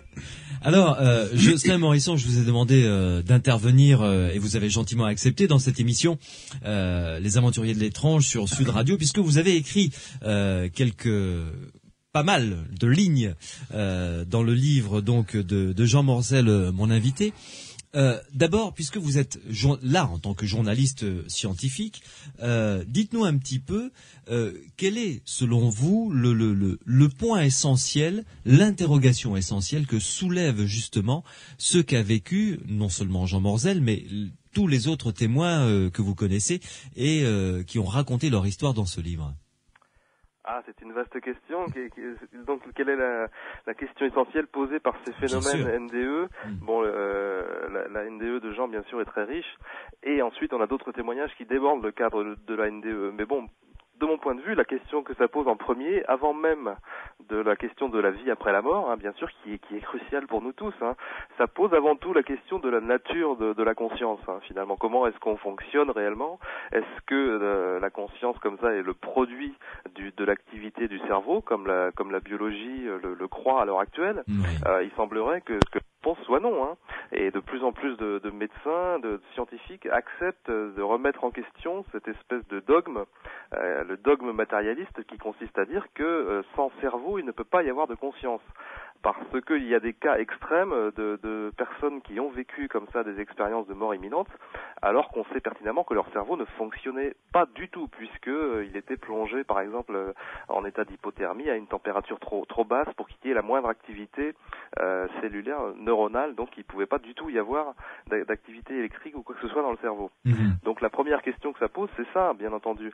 Après, les phénomènes connexes, les suites un peu de cette expérience de mort imminente, qui sont des vécus d'ordre spirituel et dont vous allez commencer à parler là dans l'émission, approfondissent en fait cette question-là, hein, continuent de poser cette question-là. Est-ce que nous sommes finalement reliés tous entre nous par une sorte de champ comme ça qui nous réunit et qui expliquerait bien des choses, hein, qui expliquerait la perception extrasensorielle, les phénomènes de voyance, de télépathie, etc. Donc tout ça serait, alors c'est pas encore une explication un peu facile comme ça qu'on peut dire qu'on peut proposer comme quelque chose de magique, mais c'est une piste de réflexion tout à fait intéressante, hein, et de plus en plus de gens sérieux, encore une fois, étudient cette piste-là. Ouais. Je vais vous demander de vous livrer, Jocelyn, un exercice éminemment difficile. Que pensez-vous de Jean Morzel? Présentez-le-nous avec un regard extérieur. Jean, en tant que personne, déjà, c'est quelqu'un de... On lui a coupé le micro, c'est bon, vous pouvez... bon, il n'entend pas ce que je dis, j'espère. Hein. Alors, j'ai bien fait de pas venir avec vous dans le studio. C'est quelqu'un de très chaleureux, c'est quelqu'un d'éminemment agréable, bien entendu. Et puis, moi, ce que j'apprécie beaucoup, c'est sa façon très simple de raconter les choses et de décrire la façon dont il a ressenti ce phénomène, le contenu, en fait, le ressenti de son vécu, de son expérience. Il a une façon très directe de le faire, sans chercher à calculer, sans chercher à en retirer de la gloire, de la notoriété ou quoi que ce soit. Vous savez, si on voulait inventer une expérience comme ça, on ne dirait pas je voyais dans toutes les directions à la fois, je ressentais le malaise, la nausée de l'infirmière, ou j'avais l'impression d'entendre les paroles du chirurgien avant qu'il ne les prononce. Vous voyez, on dirait des choses qui auraient l'air un peu plus réalistes, disons, hein, si on voulait affabuler, ou enfin raconter des histoires par rapport à ça. Donc moi, j'apprécie ce côté comme ça direct, cette façon qu'a Jean de dire les choses telles qu'il les a ressenties au plus profond de lui-même, et les implications que ça a pour lui, effectivement, en termes derrière de foi, de conception spirituelle, hein, et vous parliez tout à l'heure de ça, de religion, etc. Je crois que c'est tout à fait crucial à notre époque que des gens comme ça prennent leur responsabilité vis-à-vis de ça, parce qu'on nous parle du retour du religieux, on nous parle des nouvelles formes de croyances. Je crois qu'il faut quand même faire un effort là-dessus, parce que la religion, c'est certainement pas la solution. Il faut faire des religions, la façon dont vous en parliez tout à l'heure me semble tout à fait juste. Les religions sont des manifestations culturelles. On peut se sentir être humain avant d'avoir une nationalité. Hein, et de la même façon, on peut se sentir un être spirituel avant d'avoir une religion.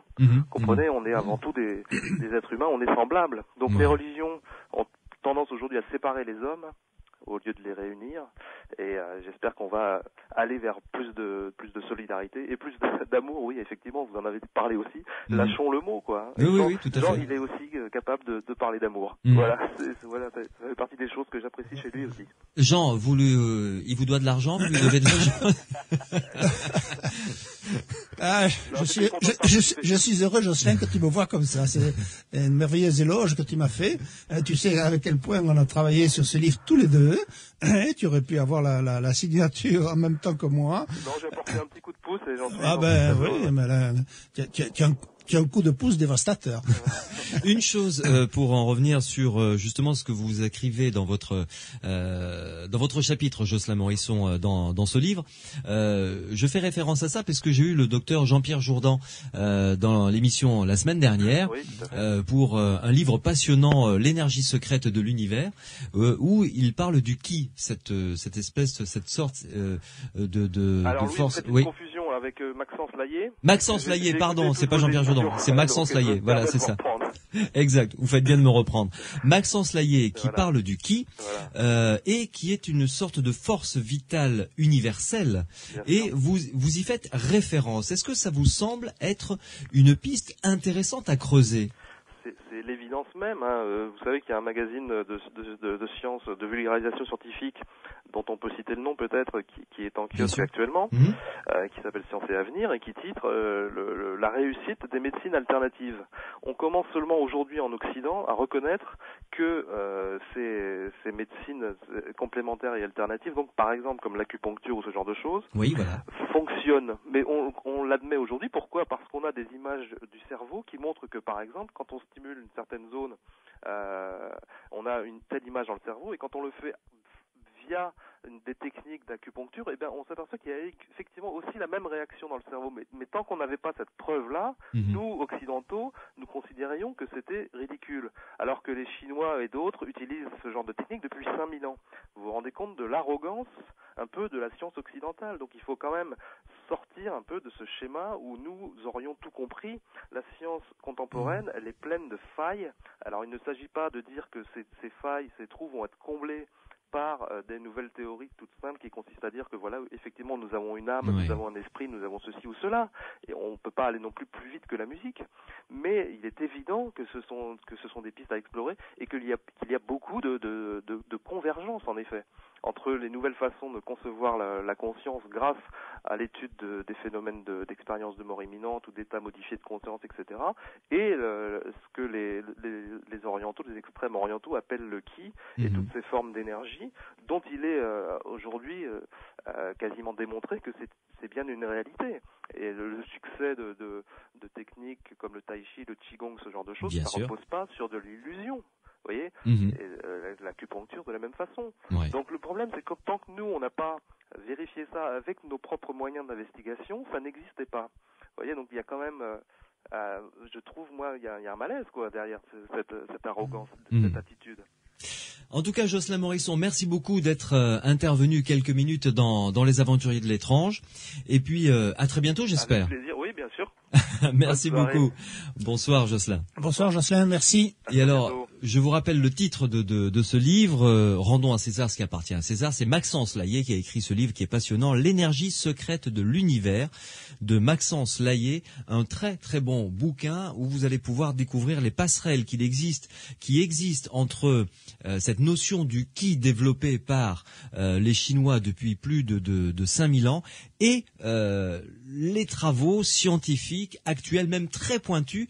Il y a des points communs et Maxence Laillé les développe de manière très intéressante. Avant de faire une nouvelle pause, Jean Morzel, je lis juste un petit SMS que Pierre vient de nous envoyer au 71 200 parce que je vous demanderai de nous raconter une petite partie du témoignage que vous avez recueilli d'une dame qui se prénomme Marthe, qui va peut-être répondre à cette question. Ce SMS dit: pensez-vous qu'une personne ayant commis les pires méfaits durant sa vie sur Terre ait le droit à cette béatitude après la mort?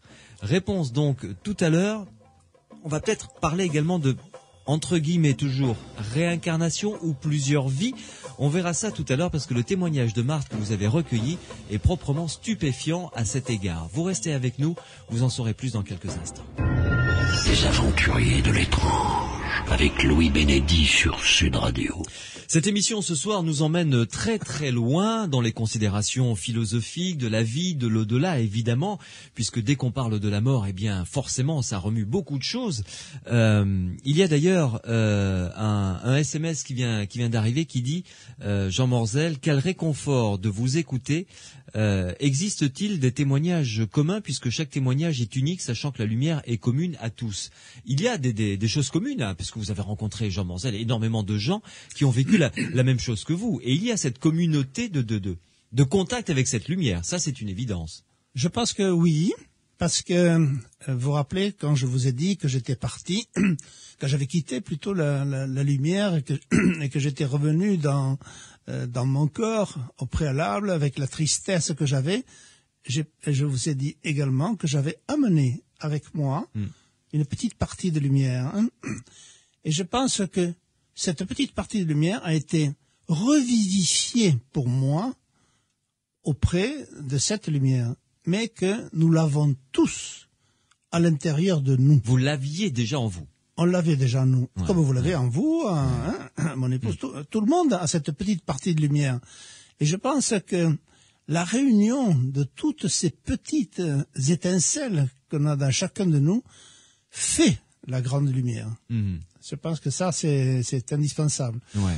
Ça, c'est quelque chose à laquelle je crois absolument. Jean Morzel, un autre SMS est arrivé, je vous l'ai cité tout à l'heure, qui dit, donc, je vous le rappelle, c'est Pierre qui nous l'a envoyé au 71 200. Pensez-vous qu'une personne ayant commis les pires méfaits durant sa vie sur Terre ait droit à cette béatitude après la mort? C'est pertinent comme question. Tout à fait, c'est tout à fait pertinent. D'ailleurs, ça correspond au témoignage de Marthe que j'ai dans mon livre d'ailleurs, qui raconte son NDE. Disons que, si vous voulez, après une opération, et puis elle avait perdu beaucoup de sang, bon, elle a fait une NDE.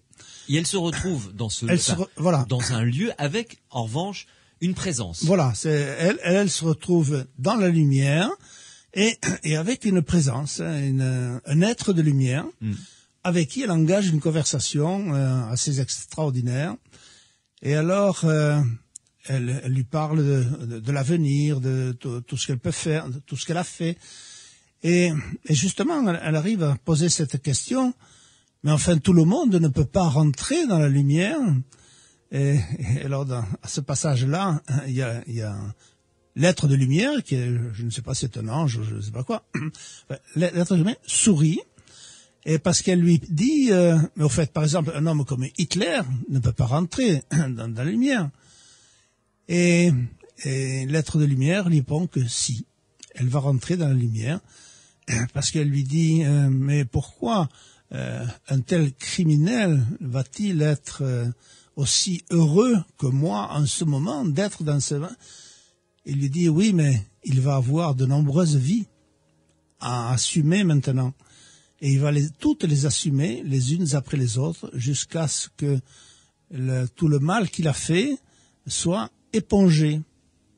Ce qui laisse supposer, par la déduction, que nous avons plusieurs vies et que ces vies, les unes après les autres, on essaye de les améliorer au maximum pour, une fois que nous serons lavés de tout péché ou de toute faute. Ou qu'on aura tout appris, plutôt. Ou peut-être qu'on aura tout appris, peut-être, je ne sais pas.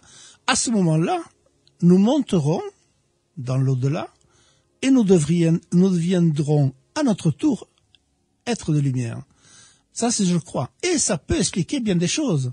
Ça peut expliquer, par exemple, comment un enfant, un petit Palestinien ou autre, qui a 3 ans, et qui a crevé de faim toute sa vie, qui est torturé, qui est tué, et puis il meurt. Un autre de quelques mois, exactement, qui est pris sous une bombe, enfin, etc., et qui meurt.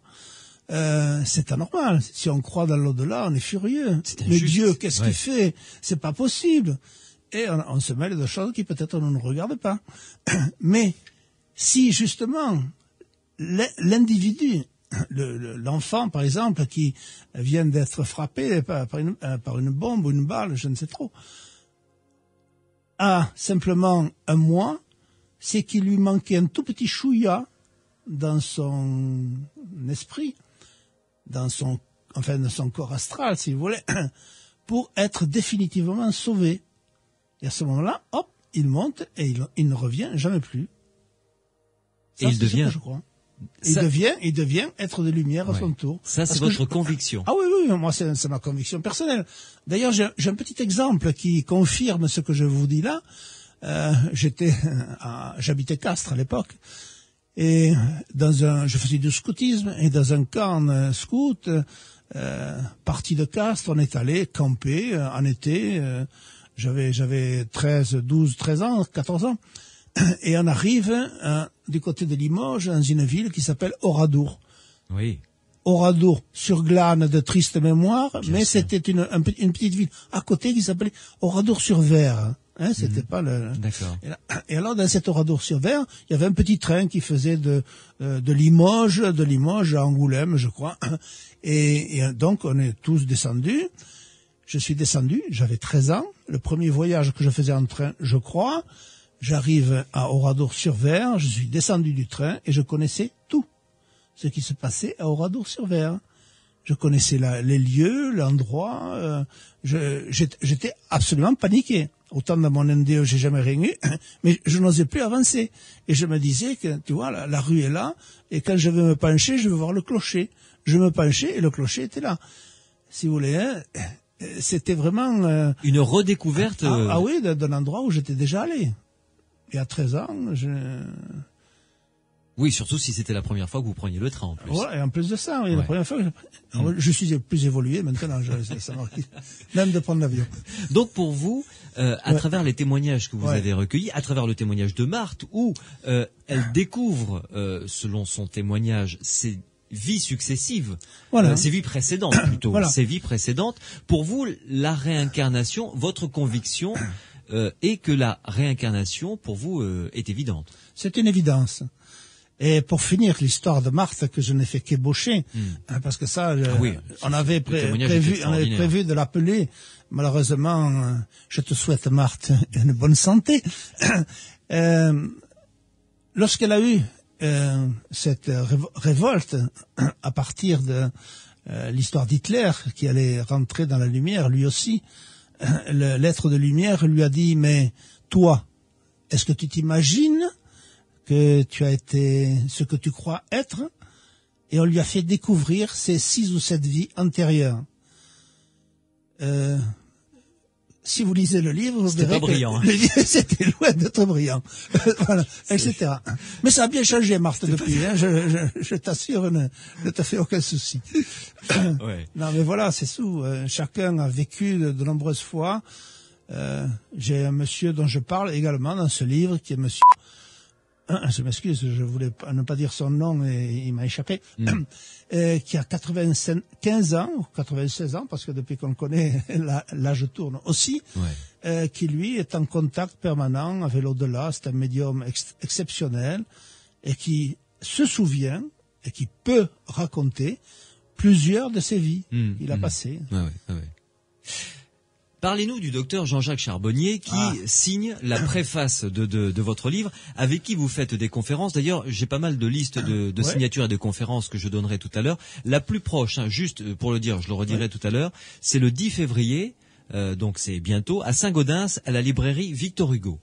Voilà, pour signer votre livre, donc tout commence après, et il y aura 2 autres signatures à Pibrac. C'est normal, vous êtes pibraqué à côté de Toulouse, donc c'est normal que vous y alliez.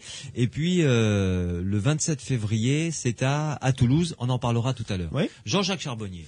Alors Jean-Jacques Charbonnier, c'est le hasard qui nous a fait nous rencontrer, c'est pas vrai. On devait se rencontrer. Et alors c'est amusant parce que il y a maintenant plusieurs mois, mais enfin, il y a quelques mois, je ne le connaissais pas. Il y a 2 ans, ma femme me fait un signe en disant qu'il y a 2 ans qu'on le connaissait. Donc, il y a 24 mois que j'ai rencontré pour la première fois Jean-Jacques. Et alors, une chose s'est passée lors de notre première rencontre. Je n'ai jamais serré la main de Jean-Jacques Charbonnier. Non. Chaque fois qu'on s'est vu, on s'est toujours embrassé. C'est mon frère comme je suis le sien. Nous nous complétons lors de nos conférences d'une manière fabuleuse. Lui, c'est le technicien, le scientifique, qui peut parler de coma, du coma dépassé, de genre de choses comme ça. Il a un doctorat en médecine et en plus il est anesthésiste, réanimateur, donc c'est vrai que... Et puis on est proche en tout. Si vous voulez, on se complète d'une manière fabuleuse. Et je pense que nos conférences ensemble sont vraiment extrêmement vivantes, extrêmement vivantes. Et puis ça s'est fait comme ça. C'est mon frère, et on a l'habitude de dire que nous sommes les frères des étoiles. Voilà. La prochaine conférence avec Jean-Jacques Charbonnier, donc vous serez tous les deux, ce sera le 27 février à Toulouse, 7 rue Chabanon, organisée par l'Association des femmes brisées, à 20h30. Voilà. Je donne le numéro de téléphone d'ailleurs, je le redonnerai tout à l'heure, 05 61 73 38 64 pour vous renseigner. Inutile d'appeler maintenant, il est 23h35, ça risque de faire un petit peu bizarre, mais en tout cas, ces références seront sur le site internet psiland.org où vous allez pouvoir télécharger l'émission et la réécouter. Psiland, psiland.org, donc .org. Jean-Jacques Charbonnier, bonsoir. Bonsoir Louis Bénédit, bonsoir Jean. Salut mon beau. Claudie aussi, parce que je crois qu'elle est dans le studio. Oui, et Claudie aussi. Elle est juste à côté de nous, exactement. Je lui fais une grosse bise. Jean-Jacques Charbonnier, vous êtes l'auteur de plusieurs livres parus aux éditions CLC, dont le dernier s'intitule L'après-vie existe. Je rappelle, vous êtes docteur en médecine, vous êtes anesthésiste réanimateur. Est-ce que vous ne regrettez pas, maintenant vous allez peut-être que dire que si, vous l'avez vécu, est-ce que vous ne regrettez pas de ne pas avoir vécu une expérience de mort imminente? Voilà une question qu'elle est bonne. Oui, ça voudrait dire que je suis passé à côté de la mort. Bon, c'est vrai que ça ne fait pas peur. La mort, quand on entend Jean Morzel, son récit, etc., on se dit que c'est merveilleux, etc. Mais on se dit surtout que oui, la vie ne s'arrête pas au moment de la mort. Et dans son livre Tout commence après, je crois que Jean Morzel exprime ça très très très bien. Et ce livre est une véritable bouffée d'oxygène dans un monde de brut, je dirais. Il devrait être à la limite remboursé par la sécurité sociale. C'est un tout-livre qui dit ça. Non mais c'est vrai, il fait du bien, quoi. On sort de cette lecture, on est rassénéré, on est mieux, on se dit ben c'est formidable, quoi. On vit dans un monde et puis on va le quitter. Et puis après il y aura un après. Donc c'est ça qui est merveilleux. Alors dans ces NDE, il se passe quelque chose de fort. On le sent bien, Jean Morzel, il l'a très très bien exprimé dans son livre. La première partie décrit ce NDE et d'autres expériences de personnes, d'autres témoins qui ont vécu ça. Mais la deuxième partie se tourne donc vers l'après-NDE, comment on est après. Oui. Alors moi je ne sais pas comment était Jean Morzel avant, mais je peux vous dire que, enlève-toi les écouteurs Jean Morzel, c'est un être délicieux après sa NDE. C'est devenu quelqu'un de véritablement chaleureux. Enfin, vous le voyez à l'antenne comment il se comporte. Il est exactement comme ça. C'est son état naturel. Il a aussi, on peut le dire, développé un certain nombre de capacités, je dirais moi, paranormales, parce que il a, par exemple, pour vous citer un petit exemple, on était en conférence en Normandie ensemble et ma femme souffrait d'un torticolis. Il y a placé sa main sur le cou et en l'espace de quelques minutes, le torticolis avait disparu. Avec son épouse Claudie, il fait la même chose. Elle a quelquefois des douleurs dans le ventre, hop, et puis ça disparaît. Donc il a eu la modestie de... Oui. Ah, c'est pratique. Mais c'est pas remboursé pour la sécurité sociale non plus. Oui, mais c'est gratuit en même temps. Donc... Mais c'est gratuit. Oui, j'ai écouté le début de l'émission où vous parliez des capacités des expérienceurs et des modifications de Jean Morzel. Il n'a pas osé par modestie vous parler de celle-là, mais je peux vous assurer qu'il a cette capacité de magnétiseur ou de radiesthésiste, je ne sais pas trop comment on pourrait l'appeler. Et on le voit ça. Il y a des expérienceurs comme par exemple cette jeune médium qui s'appelle Florence Hubert. Elle a vécu une expérience au cours d'une noyade, elle a vécu une NDE, et elle est devenue maintenant médium professionnelle. Elle a développé des capacités paranormales. Alors je sais bien que quand on est médecin, ça fait un petit peu bizarre de parler de paranormal, mais je crois que le défaut que nous avons, nous médecins, et puis bon après chacun dans sa spécialité, c'est, si vous voulez, d'éclairer avec une espèce de petit faisceau laser très puissant une vaguelette d'un océan dont on n'a même pas l'idée de son étendue. Et ça, on le retrouve à peu près partout, que ce soit dans le spirituel, dans les religions, dans les philosophies, dans la médecine, dans les mathématiques, la physique, la chimie. Je crois que on n'a pas un éclairage global de tout ça, et chacun reste cantonné un petit peu dans son jardin et n'ose pas trop regarder du côté de la paranormalité ou de la philosophie ou de la religion. Mais je crois qu'il faut faire un lien enfin entre toutes ces disciplines pour permettre donc d'éclairer le plus largement possible toute la connaissance en matière d'expérience de mort imminente. C'est-à-dire une espèce de transversalité, quoi, c'est ça, hein? Oui, c'est ça, parce que vous avez des choses qu'on ne pourra jamais, nous les scientifiques, expliquer avec des courbes, des équations compliquées, comme Jean Morzel l'a exprimé il y a un instant, l'amour, comment exprimer la lumière, l'omniscience, comment exprimer tout ça avec des termes scientifiques, totalement impossible. Et c'est pour cela qu'il faut avoir une vision globale, il faut qu'il y ait un lien au milieu de toutes ces tendances, au milieu de toutes ces cultures. Je pense qu'on est véritablement à la traîne. Lorsqu'on parle de sortie de corps, etc., ça fait rigoler les gens qui ont étudié toutes les cultures chamaniques, etc., parce qu'il y a longtemps qu'on en parle. Et nous, on arrive à peine maintenant, avec nos petits moyens, comme l'a exprimé Jocelyn Morisson il y a un instant, à prouver les bienfaits de l'acupuncture en prouvant qu'il y ait une influence sur le cerveau, etc., en faisant des IRM, etc. Oui. Une influence quantifiable et visible. Voilà, mais il faut ça. Il faut matérialiser les choses immatérielles. Et tant qu'on n'aura pas fait ça au niveau scientifique, les choses n'existeront pas. C'est dommage. C'est dommage parce qu'on perd un temps fou. On perd un temps fou à essayer d'expliquer avec des théories alambiquées des choses simples. Mais des choses simples, il faut les avoir perçues au fond du cœur. Et ça, c'est quelque chose qui n'est pas quantifiable, qui n'est pas matérialisable. Et c'est là, je crois, toute la difficulté de cette réception de tous ces témoignages, parce qu'on va essayer de les classer, etc. Tant de pourcentage de mecs qui ont vécu ça. Mais je crois que c'est pas ça véritablement la solution. Enfin, il me semble que c'est quelque chose de beaucoup plus subtil qui doit être appréhendé d'une manière plus globale et plus intelligente finalement. En tout cas, Jean-Jacques Charbonnier, la conférence que vous allez animer, une des conférences, parce qu'il y en aura d'autres, j'imagine, c'est donc le 27 février à Toulouse, organisé par l'Association des femmes brisées, 7 rue Chabanon à 20h30. Un mot sur votre livre, L'après-vie existe, parce que vous, finalement, vous êtes, j'allais dire, enfin, je vais employer peut-être un terme un peu trivial, mais vous êtes aux premières loges pour recueillir des témoignages. Oui, c'est vrai que vous savez, tout a commencé pour moi de façon. Enfin, j'ai pas vécu de NDE, oui. Mais je dirais que j'ai vécu au contact de personnes qui avaient vécu des NDE et des EMI, etc. Et je dirais un petit peu comme dit Maurice Rowling dans son nouveau livre qui vient de sortir. C'est un cardiologue américain qui vient de sortir un nouveau livre sur les expériences de mort imminente. Et il dit, lui, Raymond Moody, c'est vrai qu'il a été le déclencheur de toute cette culture sur les expériences de mort imminente, mais Raymond Moody, c'est un philosophe qui est devenu ensuite médecin et ensuite psychiatre. Donc c'est quelqu'un qui quand même restait à distance de tous ces phénomènes-là. Il a recueilli des témoignages, mais après, plusieurs jours après. Tandis que Maurice Rowling, qui est un réanimateur cardiologue, a vécu au milieu, je dirais, de gens réanimés.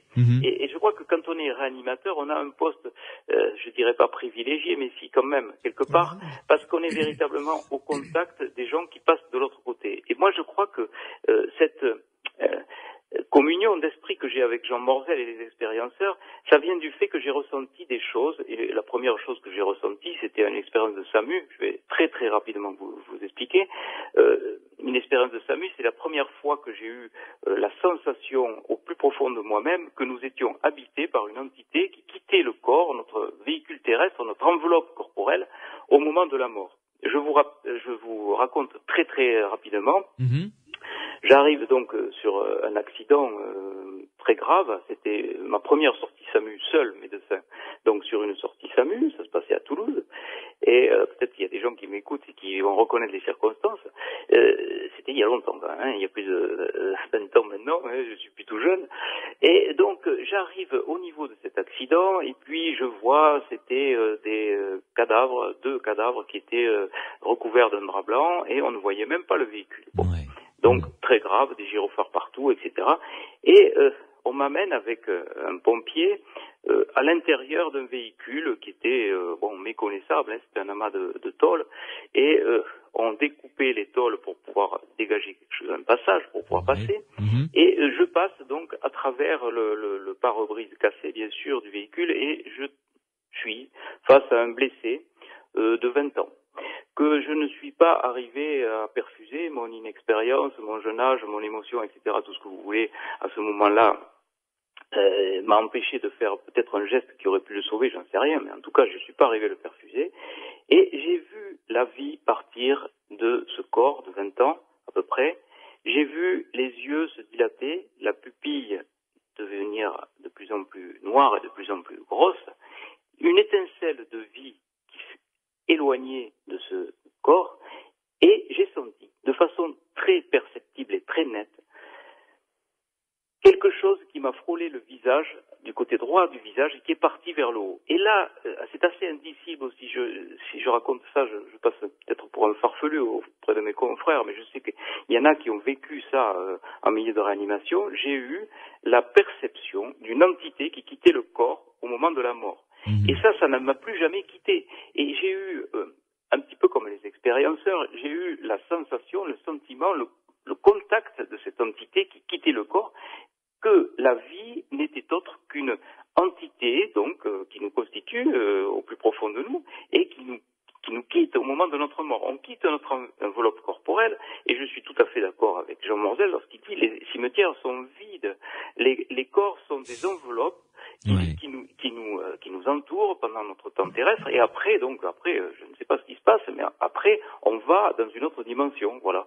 Et moi, cette perception-là, je crois que quand on n'est pas médecin réanimateur, quand on n'a pas vécu au contact de ces vies qui partaient de ces corps, et on peut difficilement l'appréhender. C'est pour ça que je vous dis, je suis un petit peu comme les expérienceurs, j'ai moi aussi cette certitude que nous habitons pendant un temps X sur Terre, une enveloppe corporelle que l'on quitte ensuite pour rejoindre une autre dimension.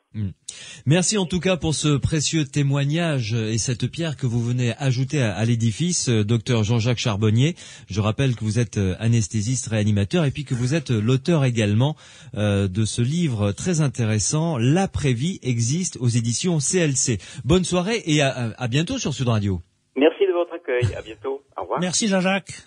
Au revoir Jean. Nous continuons à discuter avec Jean Morzel, qui est mon invité jusqu'à minuit. Vous avez encore quelques instants pour nous faire parvenir vos SMS. Vous tapez Sud sur votre portable, vous laissez un espace, vous rédigez votre texte et vous l'envoyez au 71 200.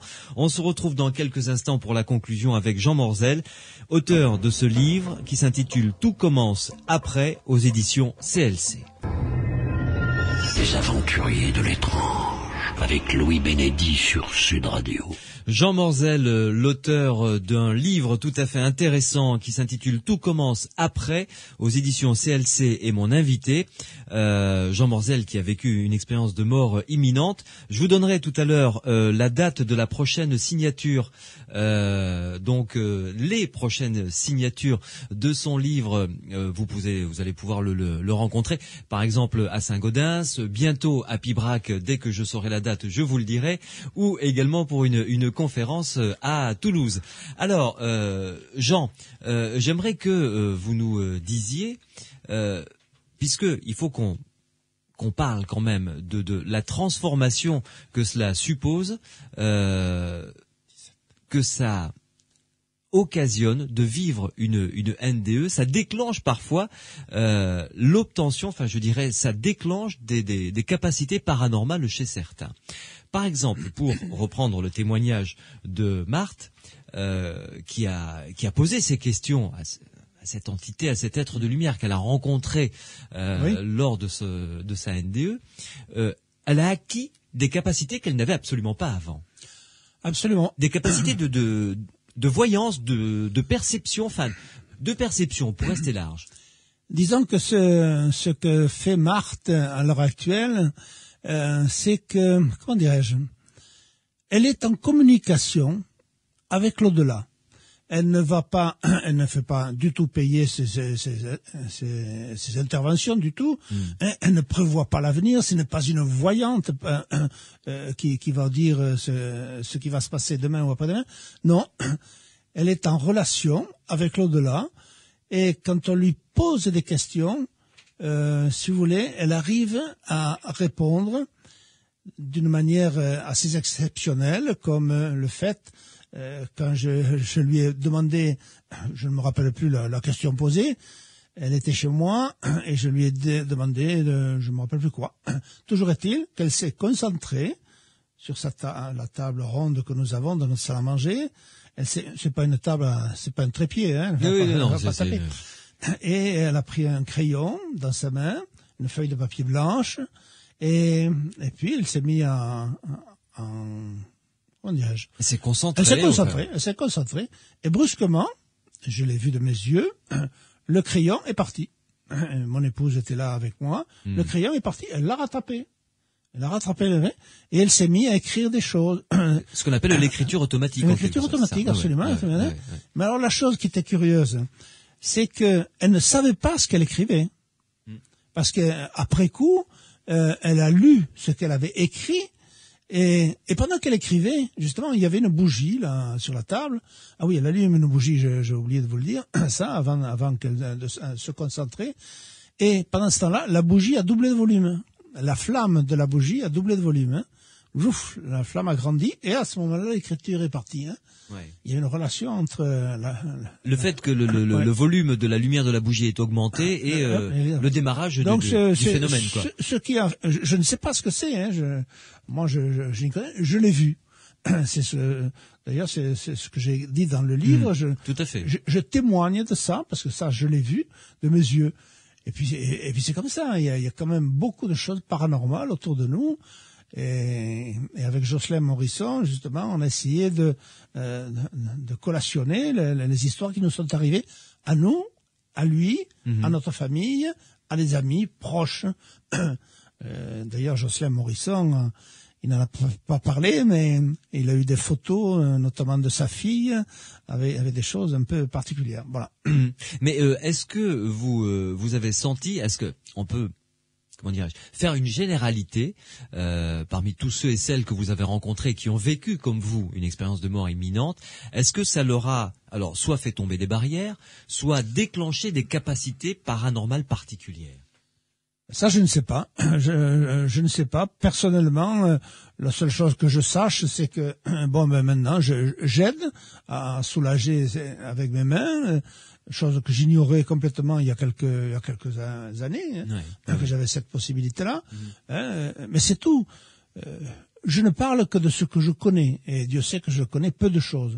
La seule chose que je sache, et ça c'est vraiment quelque chose qui m'appartient, et je me battrai bec et ongles sortis, c'est de faire passer un message.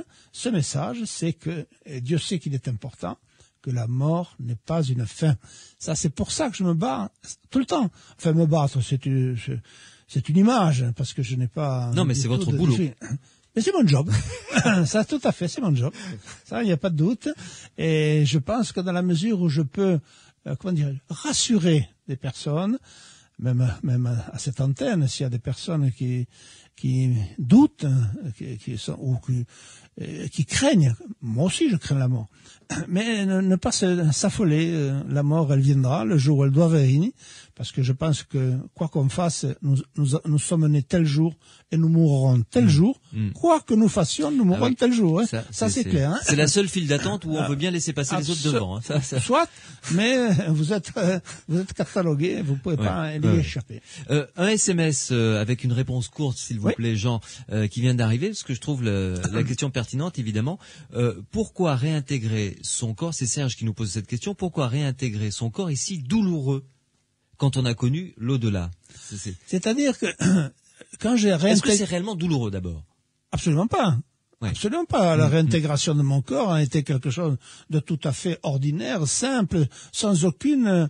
j'étais plein de tristesse de réintégrer ce corps, c'est évident, mais ça ne m'a pas fait souffrir le moins du monde. J'ai souffert parce que je suis redevenu un humain normal.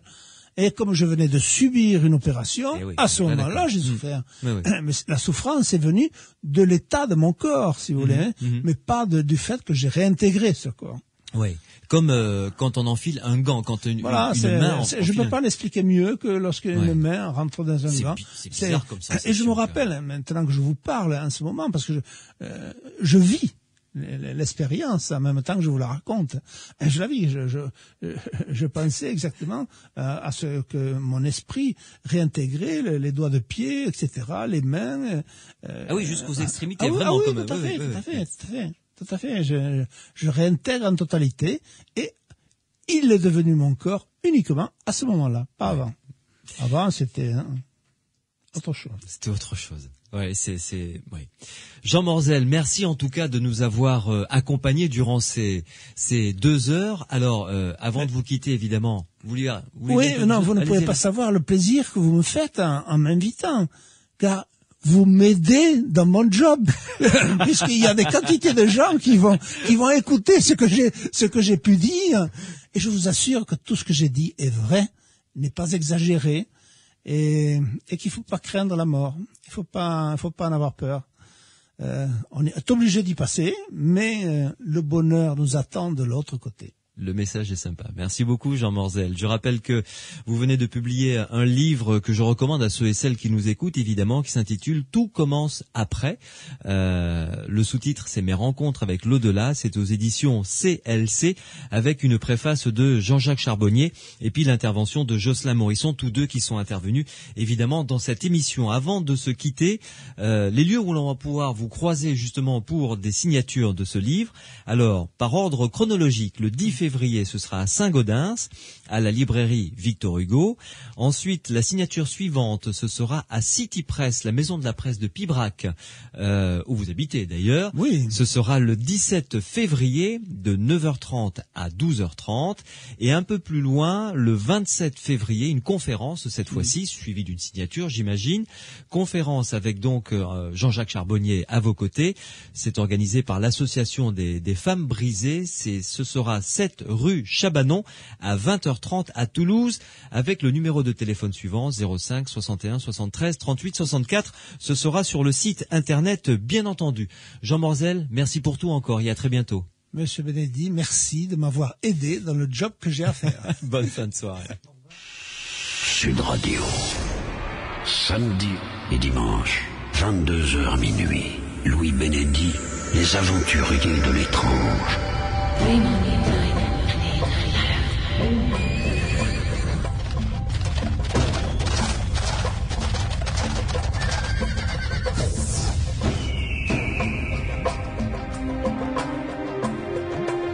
Bonne fin de soirée ou bon début de nuit, comme vous le préférez, puisque dans 30 secondes, il sera exactement minuit.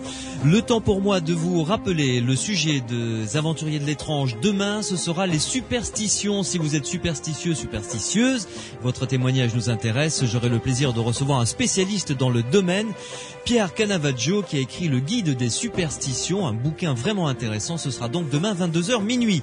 Si vous voulez réécouter cette émission ou d'autres émissions, je vous invite à vous connecter sur le site psiland.org, psiland.org, psiland.org. Et là, vous allez pouvoir écouter ou télécharger toutes les émissions, dont celle-ci, des aventuriers de l'étrange, à partir du mois d'avril. Merci à Mathieu qui a réalisé cette émission, Morad qui était au standard, Pierre Massias qui m'aide invariablement à la construire. Rendez-vous donc demain 22h minuit pour parler de superstitions. Bonne nuit.